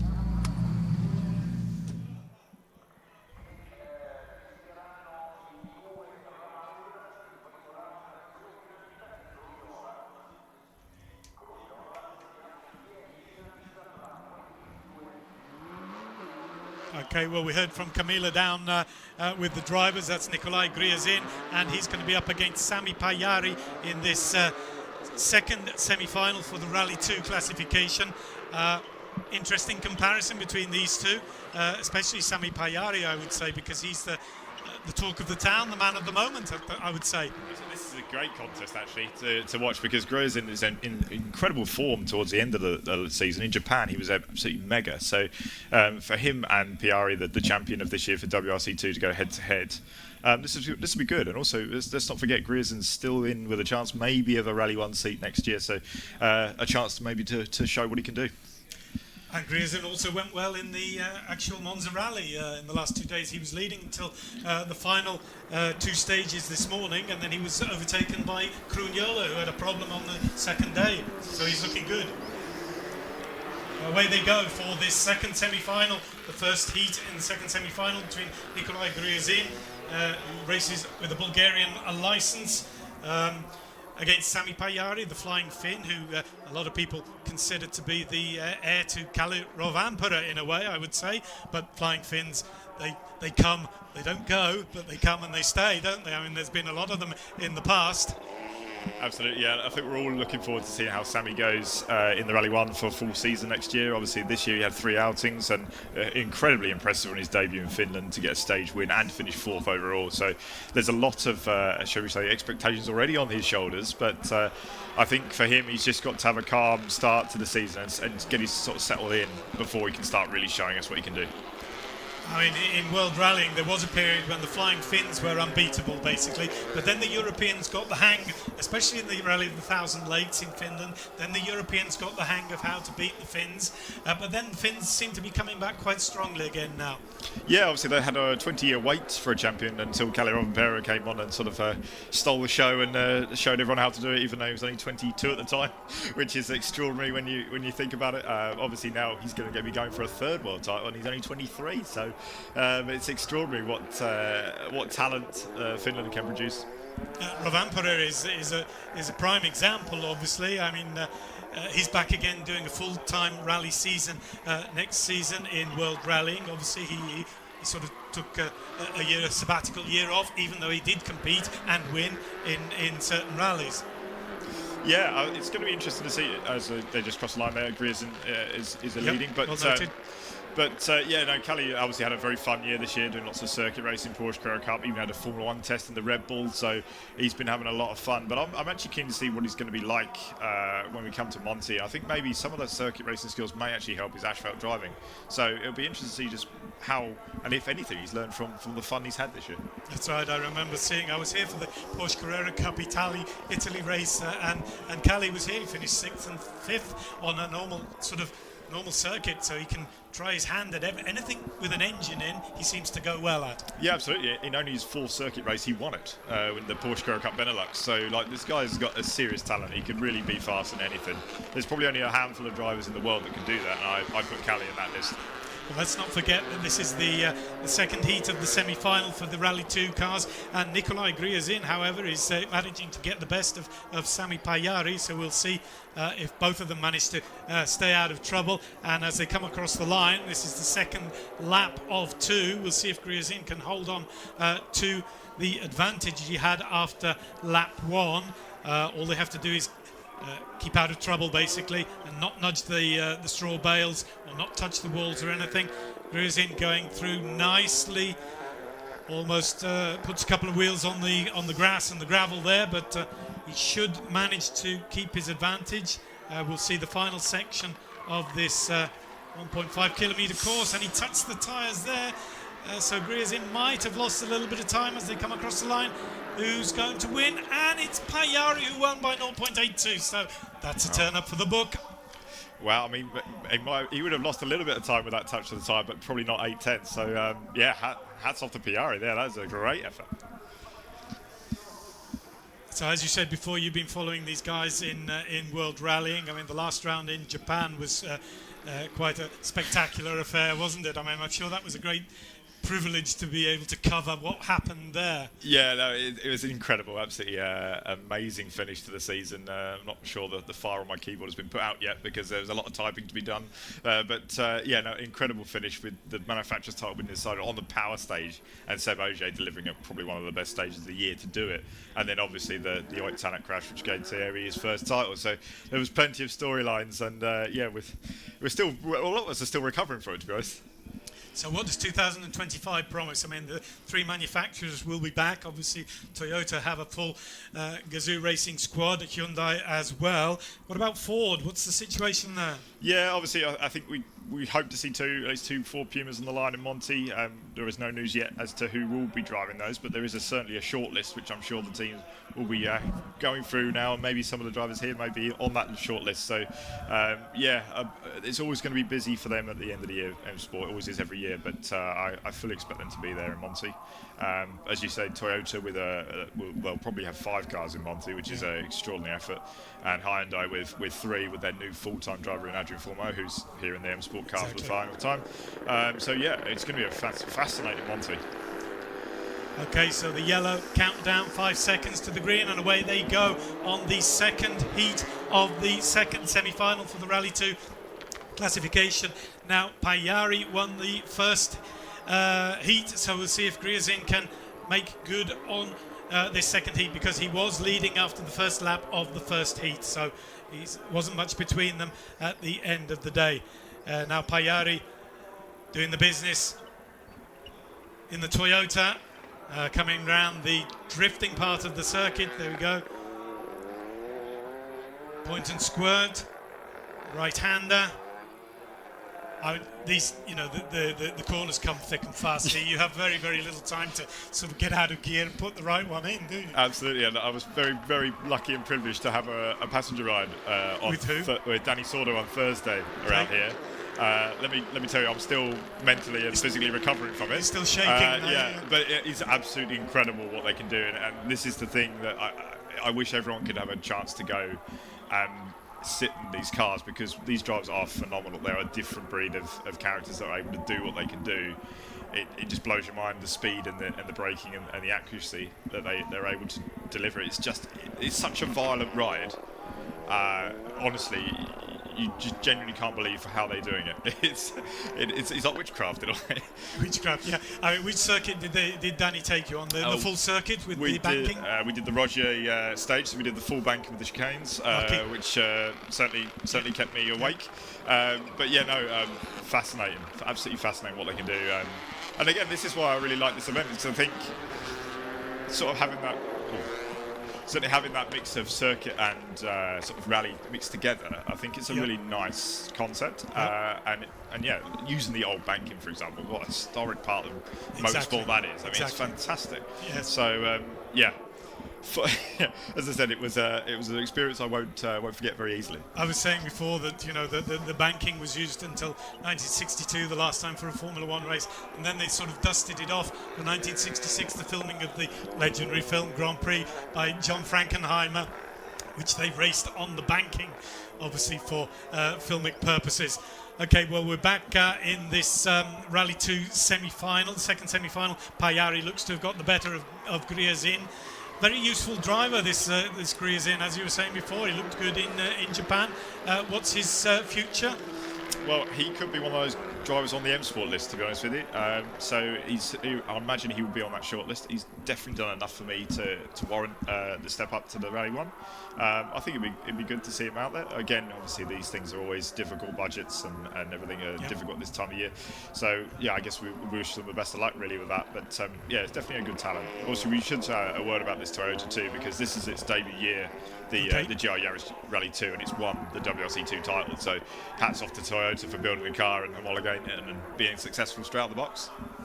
I mean, that's the way it goes. I mean, the three manufacturers making a big effort in world rallying. Obviously, are there any other manufacturers looking in on the scene, or any future developments? I think everyone's sort of hanging on until we get the 2027 regulations, as Pajari's just taken the victory there by 8/10 from Gryazin. Very close, very close. Yeah, a good effort again from Pajari. Again, another driver we really need to be keeping an eye on. But yeah, just going back to your point, in terms of manufacturers, I think everyone is waiting until we get the 2027 regulations, which will come out next week from the FIA. So yeah, I don't see anyone on the immediate horizon, but certainly once those regulations are out, I really hope that we see a couple more manufacturers come in. Any technical details about the new regulations? What changes? Yeah, much cheaper cars. So we're looking at a price cost of around 350,000 to 400,000 euros. And the problem that's been with Rally 1, a great car as it is and how safe and competitive it is we're looking at €1 million for these cars. So it's just too expensive. So there'll be some cost capping involved as well with the new regulations. The ability the chassis will be able to run with an ICE engine, hybrid or other powertrains. Choice. So there's a choice which opens the doors to many manufacturers if they want to. If they do that, there'll be a torque meter involved to equalise the power so that it's fair, a bit like we see in rallycross. So yeah, I think there's a lot of promise for these regulations. There's a lot hanging on them, to be brutally honest. But I really hope that it works, and I think. Yeah, fingers crossed it will. Of course, the Monza Rally used to be part of the World Rally Championship in 2020-21 as well for 2 years before COVID hit, because it wasn't run in 2022. And during those 2 years, they not only did the circuit stages, but they also went towards Bergamo on the roads up and around the hills of Bergamo. That was quite successful, wasn't it, the 2 years that they ran? Yeah, it's actually a really, really good event. Obviously, for Seb, it's a very good event. He won 2 titles at Rally Monza, obviously in 2021 and 2020. And obviously, it was a hard luck for any British rally fans out there, because obviously Elvin lost the title in 2020 here in the snow. So obviously mixed feelings, shall we say, for the Toyota drivers. But as an event, fantastic. I think it was a really good idea and a great way to fill in the gap during a difficult year with COVID. Yeah. Next year, of course, as well as this year, the World Rally Championship will be back in Sardinia, which is also another great place to have rallying. I remember going to do the Costa Smeralda rally many, many years ago. Part of Olbia, based around Olbia, yes. Yeah, that's correct. Yeah. Again, Sardinia is always a really tough rally, actually. On the gravel, they're really difficult. And this year, it was an absolutely fantastic event, as we saw with the joint smallest ever margin of victory, 0.2 seconds between Wojt Tanak and Seb Ogier. And tell us a little bit about for the you know, the casual viewer basically who's seeing Rally 1 cars, Rally 2 cars. What's the difference between those two? So yeah, I guess it's kind of difficult because we've got 2 spec of Rally 1 cars here at the moment. But the Ford, for example, is your sort of full Rally 1 2024 spec with a hybrid unit. So that gives it an extra 130 odd horsepower on top of the 400 it does. So it's roughly 500 horsepower when the hybrid is engaged. And let me tell you, that's quite a lot of power. To handle, They are probably the most spectacular machinery I've seen. People obviously hark on about Group B, but these are quicker, much quicker. So that's what you get with the hybrid kit. Obviously, you lose 100 horsepower without the hybrid, but the car is lighter. So 87 kilos lighter, actually. The hybrid kit is quite a hefty lump. So once that's out, you've got a lighter car and a smaller turbo restrictor because of the change in weight. And then the Rally 2 cars, obviously they are built on a production car, so it's a production car chassis, unlike the Rally 1s, which are a space frame, so purposely built chassis for this car. So the Rally 2s are obviously a step slower, but cost around about 200,000 euros. That makes a big difference. I mean, obviously you have to look towards sustainability in this sport. I mean, I think certain things have been done in the right direction to sort of bring costs down and destroy the environment less, basically, which also helps. You know, and also making things a little bit easier for young rally drivers to come into the sport. I mean, there's this pyramid layout of rallying now, which you can work your way up from sort of basic national, domestic championships or trophies, and then finally, eventually work your way up higher. Absolutely, and I should also add that all the cars are running on fully sustainable fuel, which and the World Rally Championship was the first World Championship, FIA World Championship to do so in 2022. So in many ways pioneering the sustainable fuel, which we're actually only seeing in Formula 1 in, I think, 2026. So you know, hats off to the WRC for doing that and sort of leading the way on that front. Okay, so as the marshals sort of repair the track, obviously they might have to replace some of the straw bales, which got battered by the cars as they went past, and there's a fair amount of water on those, standing water, because it rained overnight here, so very, very damp conditions. But as you can see from the grandstands, fans seem to be at the tifosi, seem to be out in force to see the creme de la creme of world rallying, as we can say.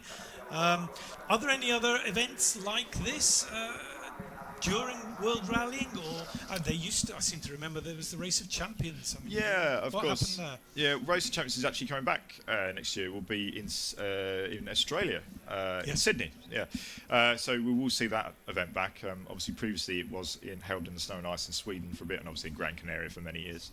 But yeah, there aren't too many events like this, which is why I think everyone's sort of turned out. And for me, it's been fantastic. I've absolutely loved it. I think it's a great addition to the calendar, even though it's a sort of non-championship event, shall we say? Yes. But yeah, no, it's yeah. As I said at the top of the show, really, we need to see more of this. I think it's a really, really nice way of sort of combining circuit racing and rallying together.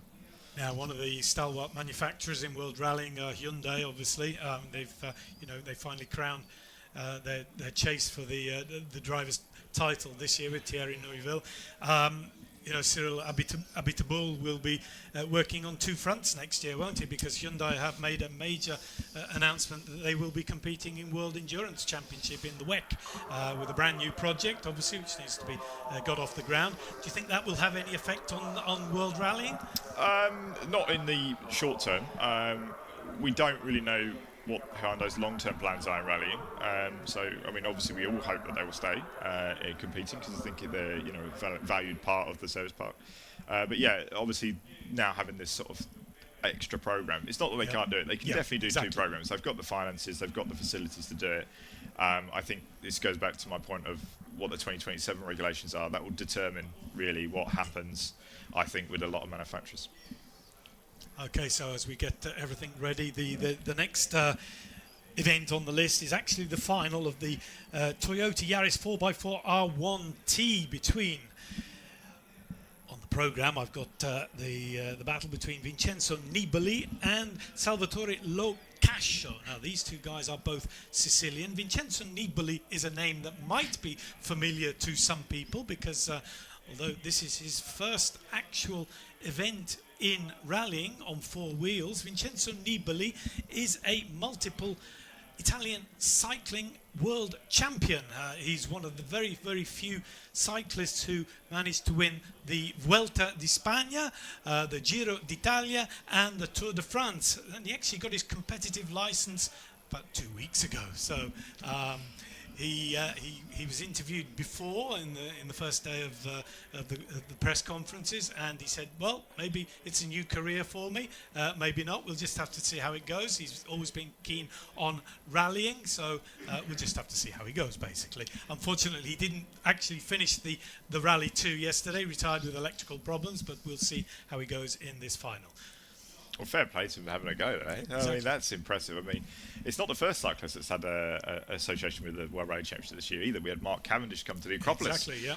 And he went for a ride with Seb Ogier and also took Seb Ogier out for a ride on the bikes as well. So, I think maybe we could see a bit more of a crossover between cycling and rallying. I mean, crossover, the finest example, I would say, currently of crossover is Valentino Rossi, 7-time winner here, multiple MotoGP world champion.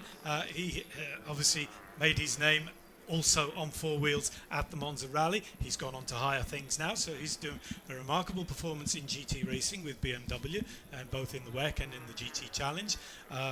So it can be done, basically. And Valentino is a fine example of a competitive sportsman. We have Antonio Cairoli here. He's switched from 2 wheels to 4, and he's another fine example. So it depends, obviously. Many of these guys switch disciplines at the end of their careers. One could say. I mean, it's very, very difficult to sort of do both careers together because they are so 100% professional sportsmen that they like to dedicate themselves to one speciality. But it can be done, and they have been successful in the past. Valentino Rossi obviously continuing to race and win with GT cars. I'll tell you what, I'd love to see Rossi in a Rally 1. That would be fantastic. I think it'd be really interesting to see how he would go, but I think he would love it. He probably would. I mean, he did a Formula 1 test in the past as well, so he loved that. So, but I think his heart lies in GT racing now, where he's become successful. So, hats off to Valentino. So, as everything gets ready for the finals, we have the final of the R1T Toyota Yaris, and then we have the final of the Rally 2, which is between Sami Pajari and Andrea Crugnola, and then we have the final of the Rally 1, which we have to see the classification to see how they shape up. So Monza obviously has been a part of Italian motorsport history since 1922, basically, because it's the second oldest circuit in the world. All the racing tends to be slipstreaming action around here for obvious reasons because of the straights. So I think we're going down. Thought we were going down to hear from Sami Pajari, but we're not. So he's gone straight out onto the pit lane to get ready for this final of the Rally 2 cars. Have you been in the Rally 2 car as well? I have not, actually. It's bizarre. I've had a couple of goes in a Rally 1, but not in a Rally 2. So one to tick off. But is it important also here to say with Sami Pajari, he's running with his would be his new co-driver for next year, Marco Salmonen. Yep. So they've driven together before. They won I think the Junior WRC together in 2021. So it's a bit of a reuniting moment for them too this weekend. Speaking to some of the drivers, who have also driven Rally 1 cars, they say that the Rally 1 cars are more forgiving, basically, because of the power, because of the setup, whereas they have a little bit more difficulty in the Rally 2 cars. But a stage like this, the Rally 2 car could actually challenge the Rally 1 car because of the tight, twisty nature of it. So they could be much more competitive here. We'll have to compare the times and see how they go. Okay, so it's Pajari lining up against Andrea Crugnola, the 4-time Italian Rally champion and previous winner. He won the Rally di Monza last year in 2023 against Sami Pajari, the Flying Finn. So we'll see how they shape up in this final. Who would you put your money on, Tom? Oh, this is a difficult one, isn't it? Because you've got the home favourite and the WRC2 champion. What a couple of talents we've got going up against each other. So, but I think surely the home hero is going to going to do it. The local knowledge must be the edge. You have to say that. I mean, you know, I don't exactly know what knowledge you need to sort of drive around a circuit like this, but you know, experience of racing on your home circuit and the knowledge of the track and the conditions obviously help. But Pajari will go give his utmost to defeat Crugnola here. He's there on the first lap. We have to wait for the first lap to see the split times, to see who's up. Not going to be very much between them, I feel sure.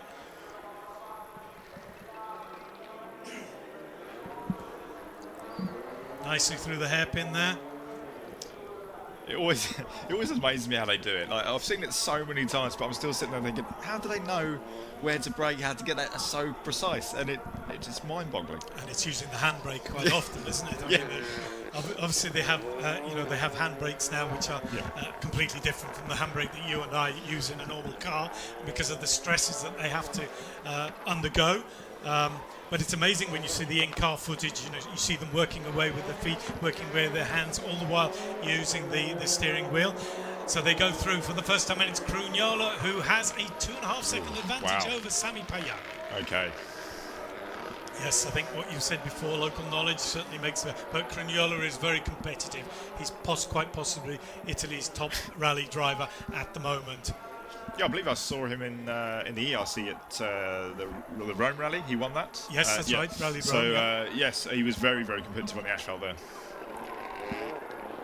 Italy, of course, has produced quite a fair number of rally drivers, rally champions, but the last rally champion from Italy was Mickey Biasion, obviously. So that was a long, long time ago. Mickey is here also as testimonial. He was at the press conference for the Rally Sardinia yesterday.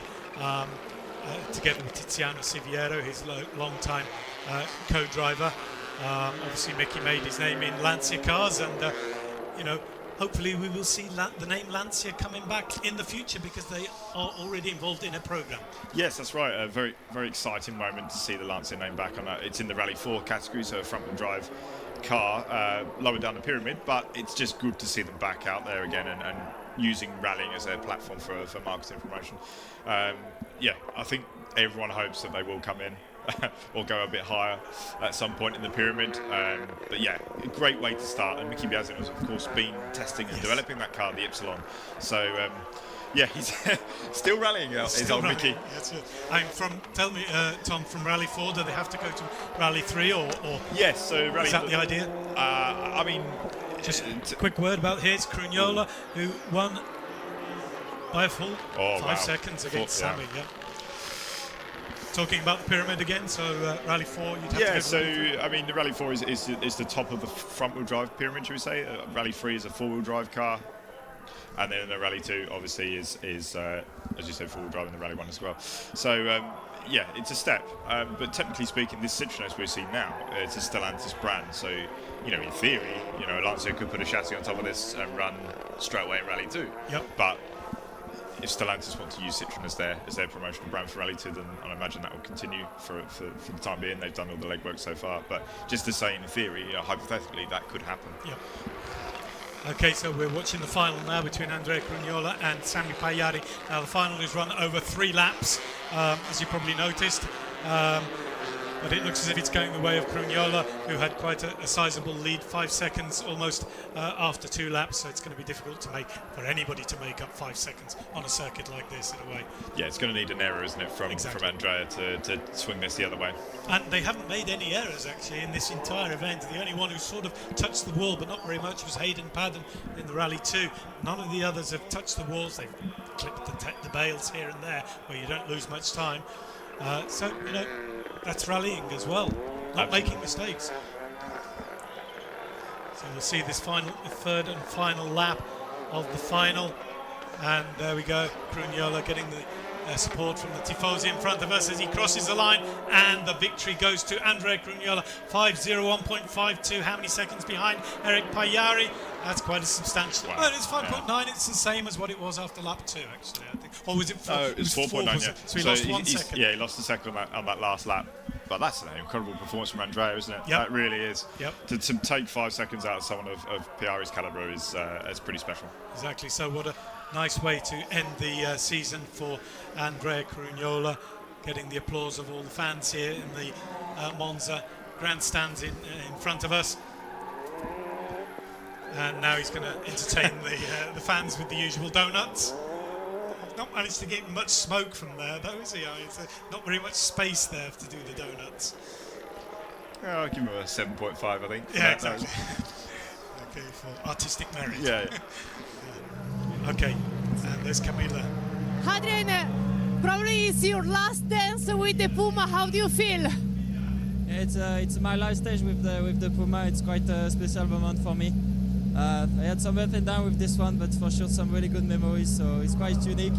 So yeah, let's have some fun for the last one.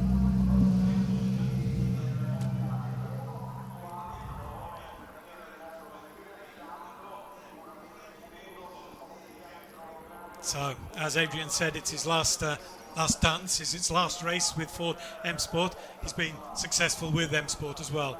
Yeah, he's been, for many people, the driver of the year in regards. He's had such a standout season. When you compare where he's come from in 2022 and 2023, he's been absolutely mega. 5 podiums, including his first WRC podium in Sweden. And yeah, he's just been phenomenal. A really, really impressive talent. He's been much stronger mentally.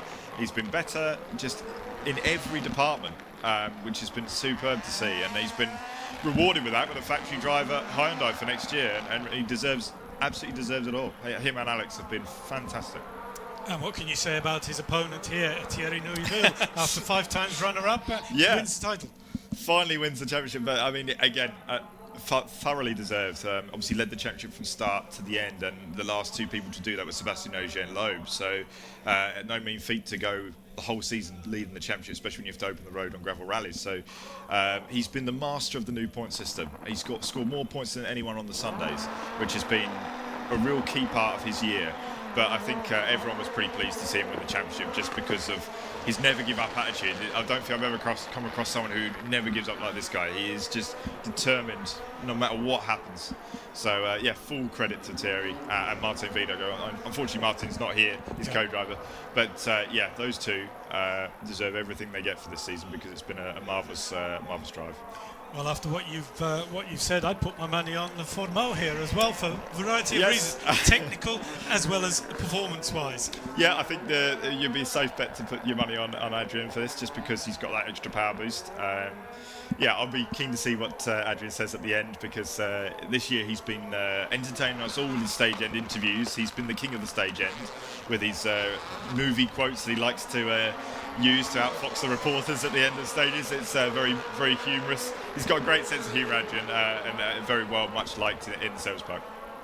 And he also was present at the Rally Sardinia press conference yesterday. He said he was looking forward to going back to Sardinia, but obviously with a new car next year.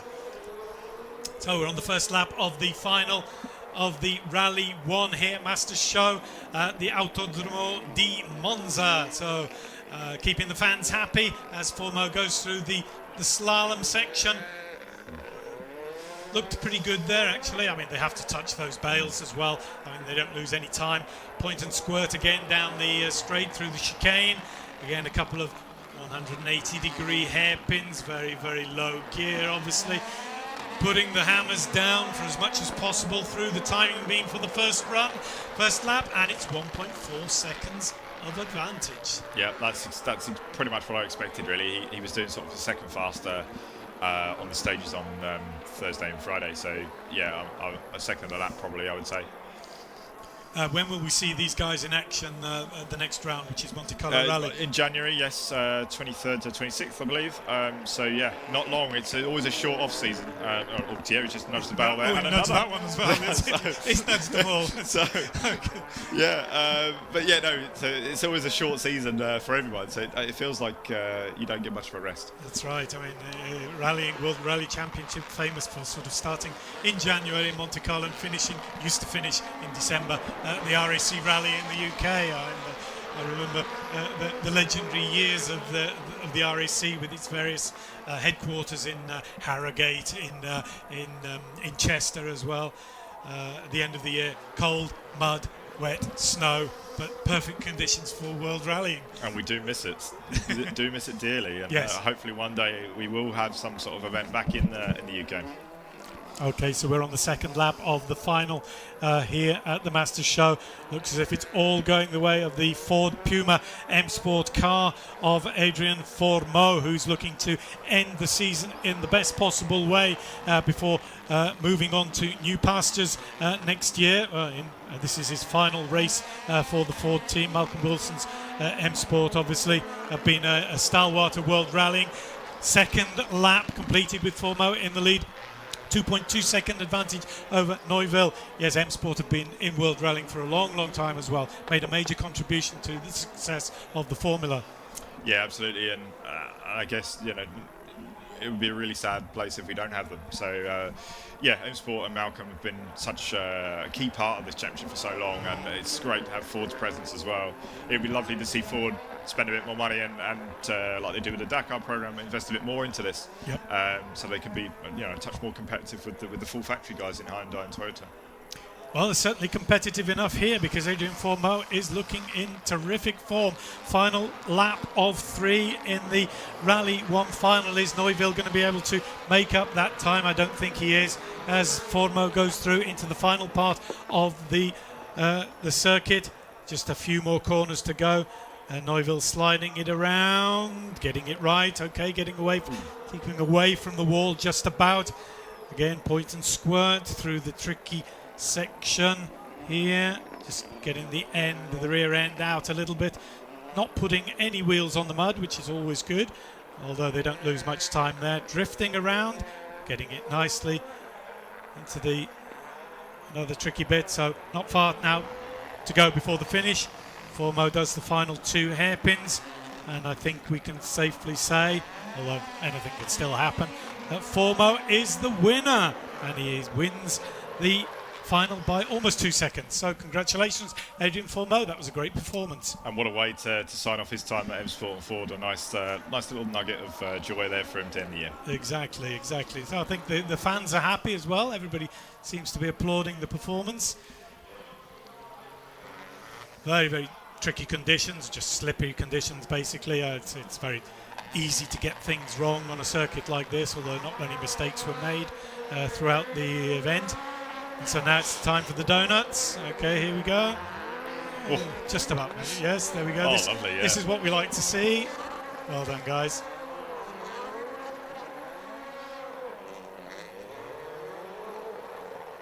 It's all about car control as well, isn't it?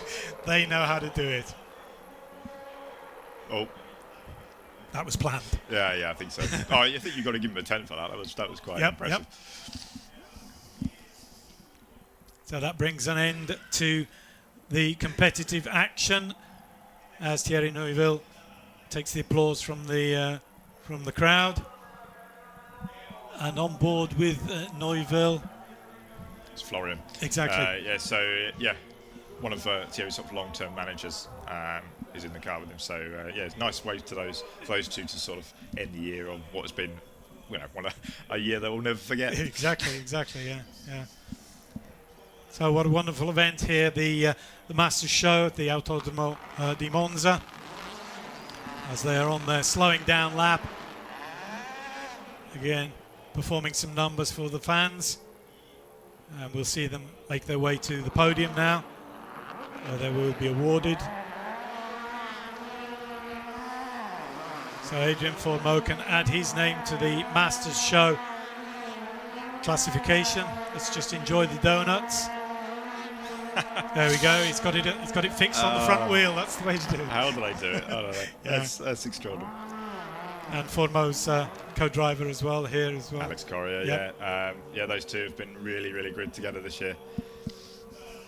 And co-drivers obviously they form a great team with the driver. What does it take to be a co-driver? I mean, have you had the chance to interview some of them as well? I had a chance to have a go at it in one of these Rally 1 cars in the Toyota a couple of years back, and let me tell you, it is ridiculously difficult. I don't know how they do it, because they've got to sit there and read these notes and look up at the same time and know where they are. And it's not just reading the notes either. They've got to organise all the timings and everything, the time card, where they need to be. It's an incredible job, and the amount of the workload is extraordinary. They're often late into the nights looking at onboard videos, correcting their notes. There's hardly much sleep on events, so they don't get enough credit in my book. They are extraordinary talents, just as the drivers. I mean, sometimes that you see from the onboard footage, sometimes they don't even look up at all from the notes, do they? I mean, and when unfortunately things happen, you know, they're just sort of witless passengers basically. But again, it's the driver and the co. If something goes wrong with the car, they've got to be mechanics as well. They've got to go out there and fix it. So they've got to not only do that job, they've got to be have a good knowledge of mechanical engineering to fix cars as well. Like, imagine in Formula 1 them having to telling the driver they've got to go out and fix a car. There's no way that would ever happen. So, you know, they don't get enough credit. How much intervention can co-drivers do on cars if they have mechanical problems, or even the drivers? They are a key part. I'd say it's 50-50 between the driver and co-driver. If they've got to fix something, they will be out there doing as much work as the driver to fix the car. Has that happened this year at all? Yeah, absolutely. Yeah, there's countless question, okay? Hi, congratulations of your victory. How do you feel? Well, it's been a really good fun for my last stage with the Puma. It's a nice win also of the end of the hybrid car, so that was a really great event and really good.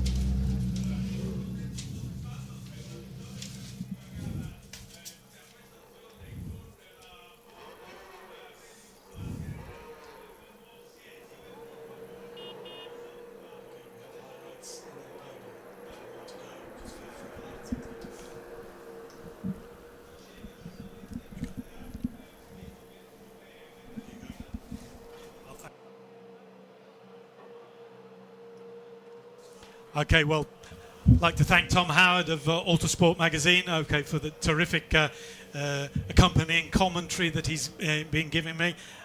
He's given me some great insights into the world of world rallying. So once again, thanks very much, Tom. Hope to see you again soon. Enjoy your flight back, and all the best.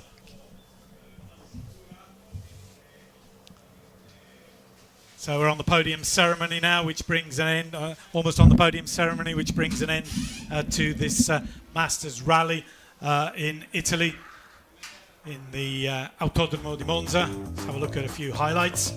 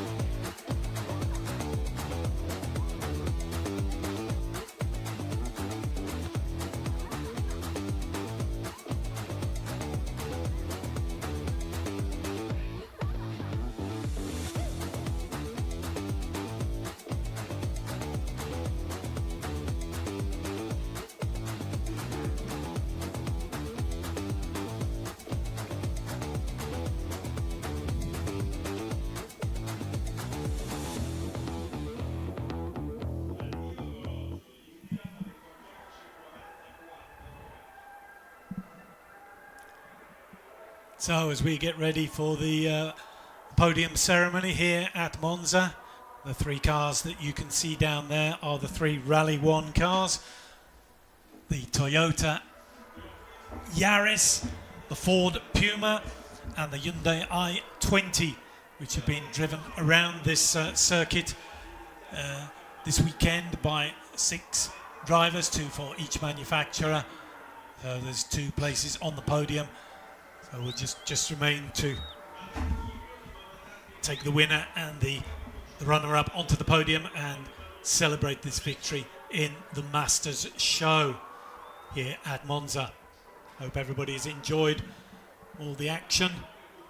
It's been 3 intense days of activity here at Monza, both for the drivers' teams. First, obviously, the Rally 2 have been involved in the end-of-season Monza Rally, run throughout the service roads and the actual full Monza track. And victory in the Rally 2 race went to Andrea Crugnola in the Citroën C3, the 4-time Italian champion, who managed to defeat Nicolai Gryazin on the final day of the event after being behind after day 2. He overturned the disadvantage that he had over the Bulgarian licensed driver. So a good performance by Crugnola, looking very, very competitive indeed, as befits a 4-time Italian rally champion. But also Gryazin as well performed well at the last round, the World Championship in Japan, and a bright future is expected for him. And then we had the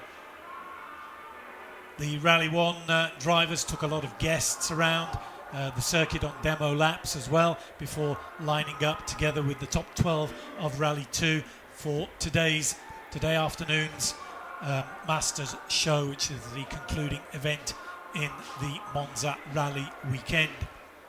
So Thierry Neuville and Danny Sordo of the Hyundai team, together with Sébastien Ogier and Sami Pajari of the Toyota Gazoo Racing team, and together with Adrien Fourmaux and Massimo Pedretti of the Ford M Sport Rally team, providing all the action in the final concluding event here at the Masters Rally. So all the drivers are congregating down in front of the podium now, waiting for the authorities to come to give them their trophies so that they can spray their champagne and then take off and leave behind what has been an absolutely fantastic 2024 rallying season.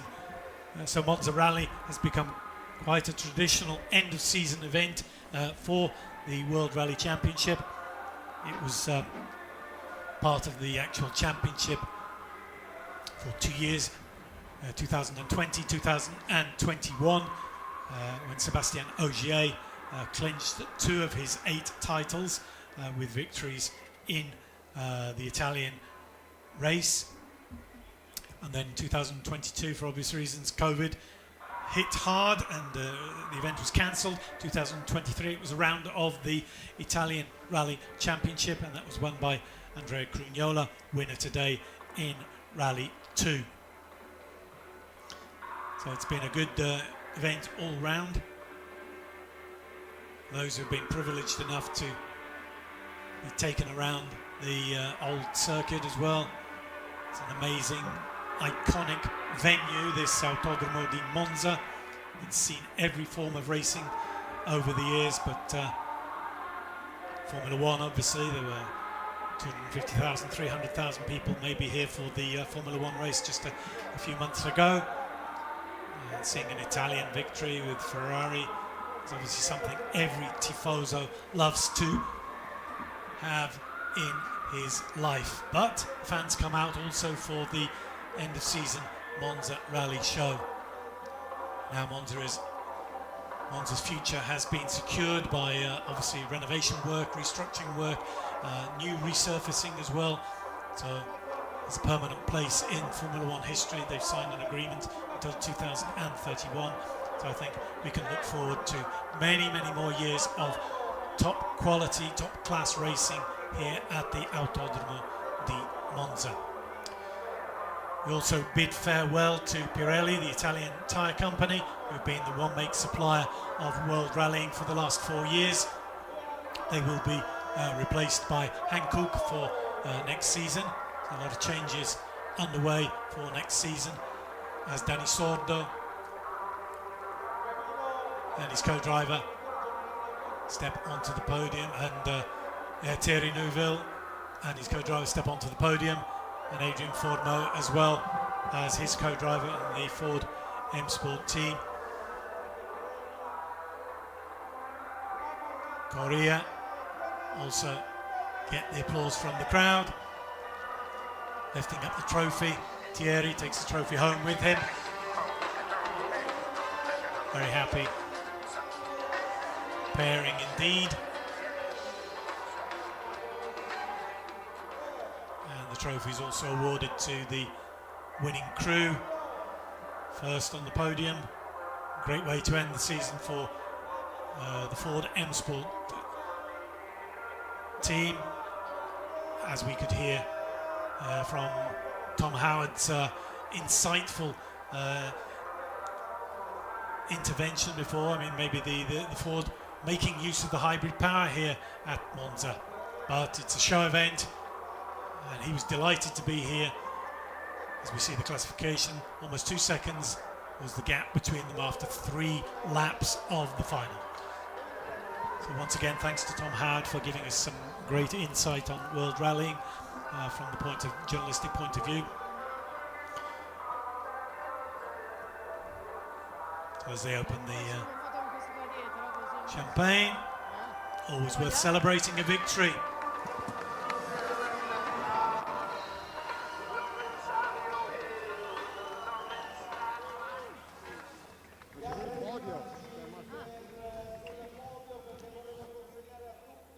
So once again, big thanks to everybody who's helped to organise this event, including the marshals, including the timekeepers as well. Let's not forget they come out at unearthly hours in the morning.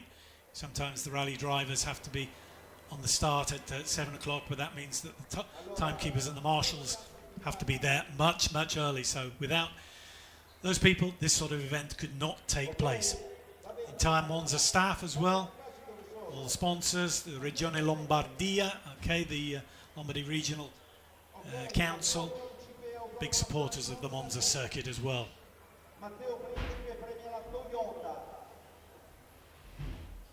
As the drivers sign autographs with the marshals. Adrian Fourmaux, bright future awaiting him for next season as he changes livery, changes cars. Goes to Hyundai.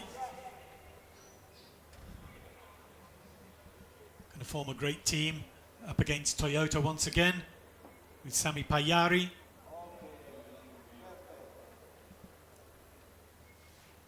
So I hope everybody has enjoyed Monza Masters Show. It's a big thanks from me and Julian Thomas.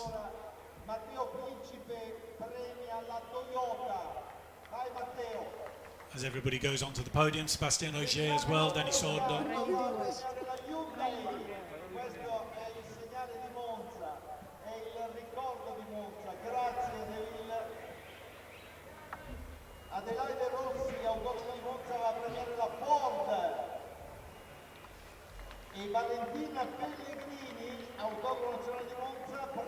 All happy smiling faces.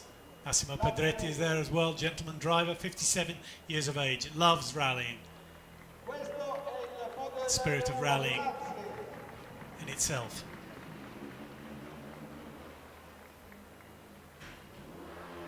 So receiving the trophies from representatives from Pirelli.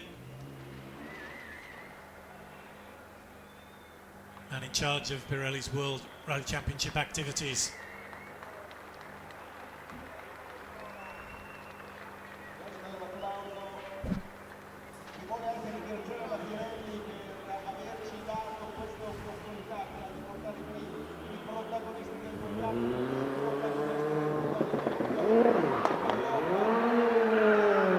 Looks as if there's some activity on track still. And it's Crugnola. Who else could it be?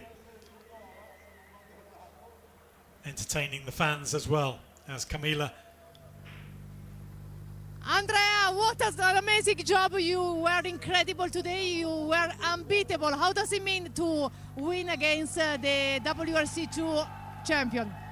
For sure, it has been a very perfect weekend for us. We pushed since the beginning of the race. Finally, we made it. We won the race and plus the master show. So I have to say thanks to FPF, my team, to Easy SRL, which support us a lot for this race, and to the other partners, and yeah, to everybody. So I'm really happy. Nice words from Andrea Crugnola, who won the Rally 2 final as well as the Master Show here at Monza. We'll see what Crugnola will do next year. Maybe a couple of races in World Rallying as well. But certainly the most competitive of the Italian rally drivers.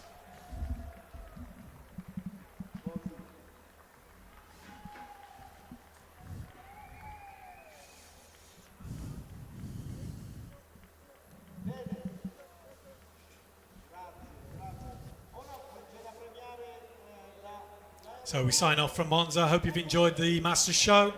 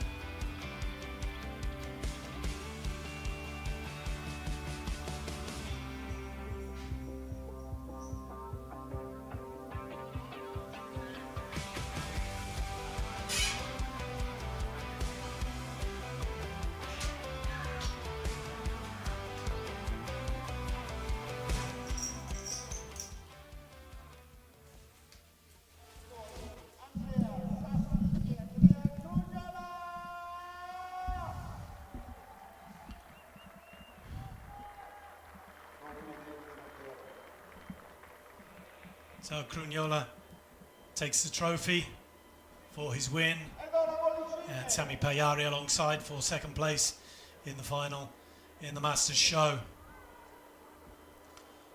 They spray the champagne as well. Bright future ahead for, certainly for Pajari. There's the classification.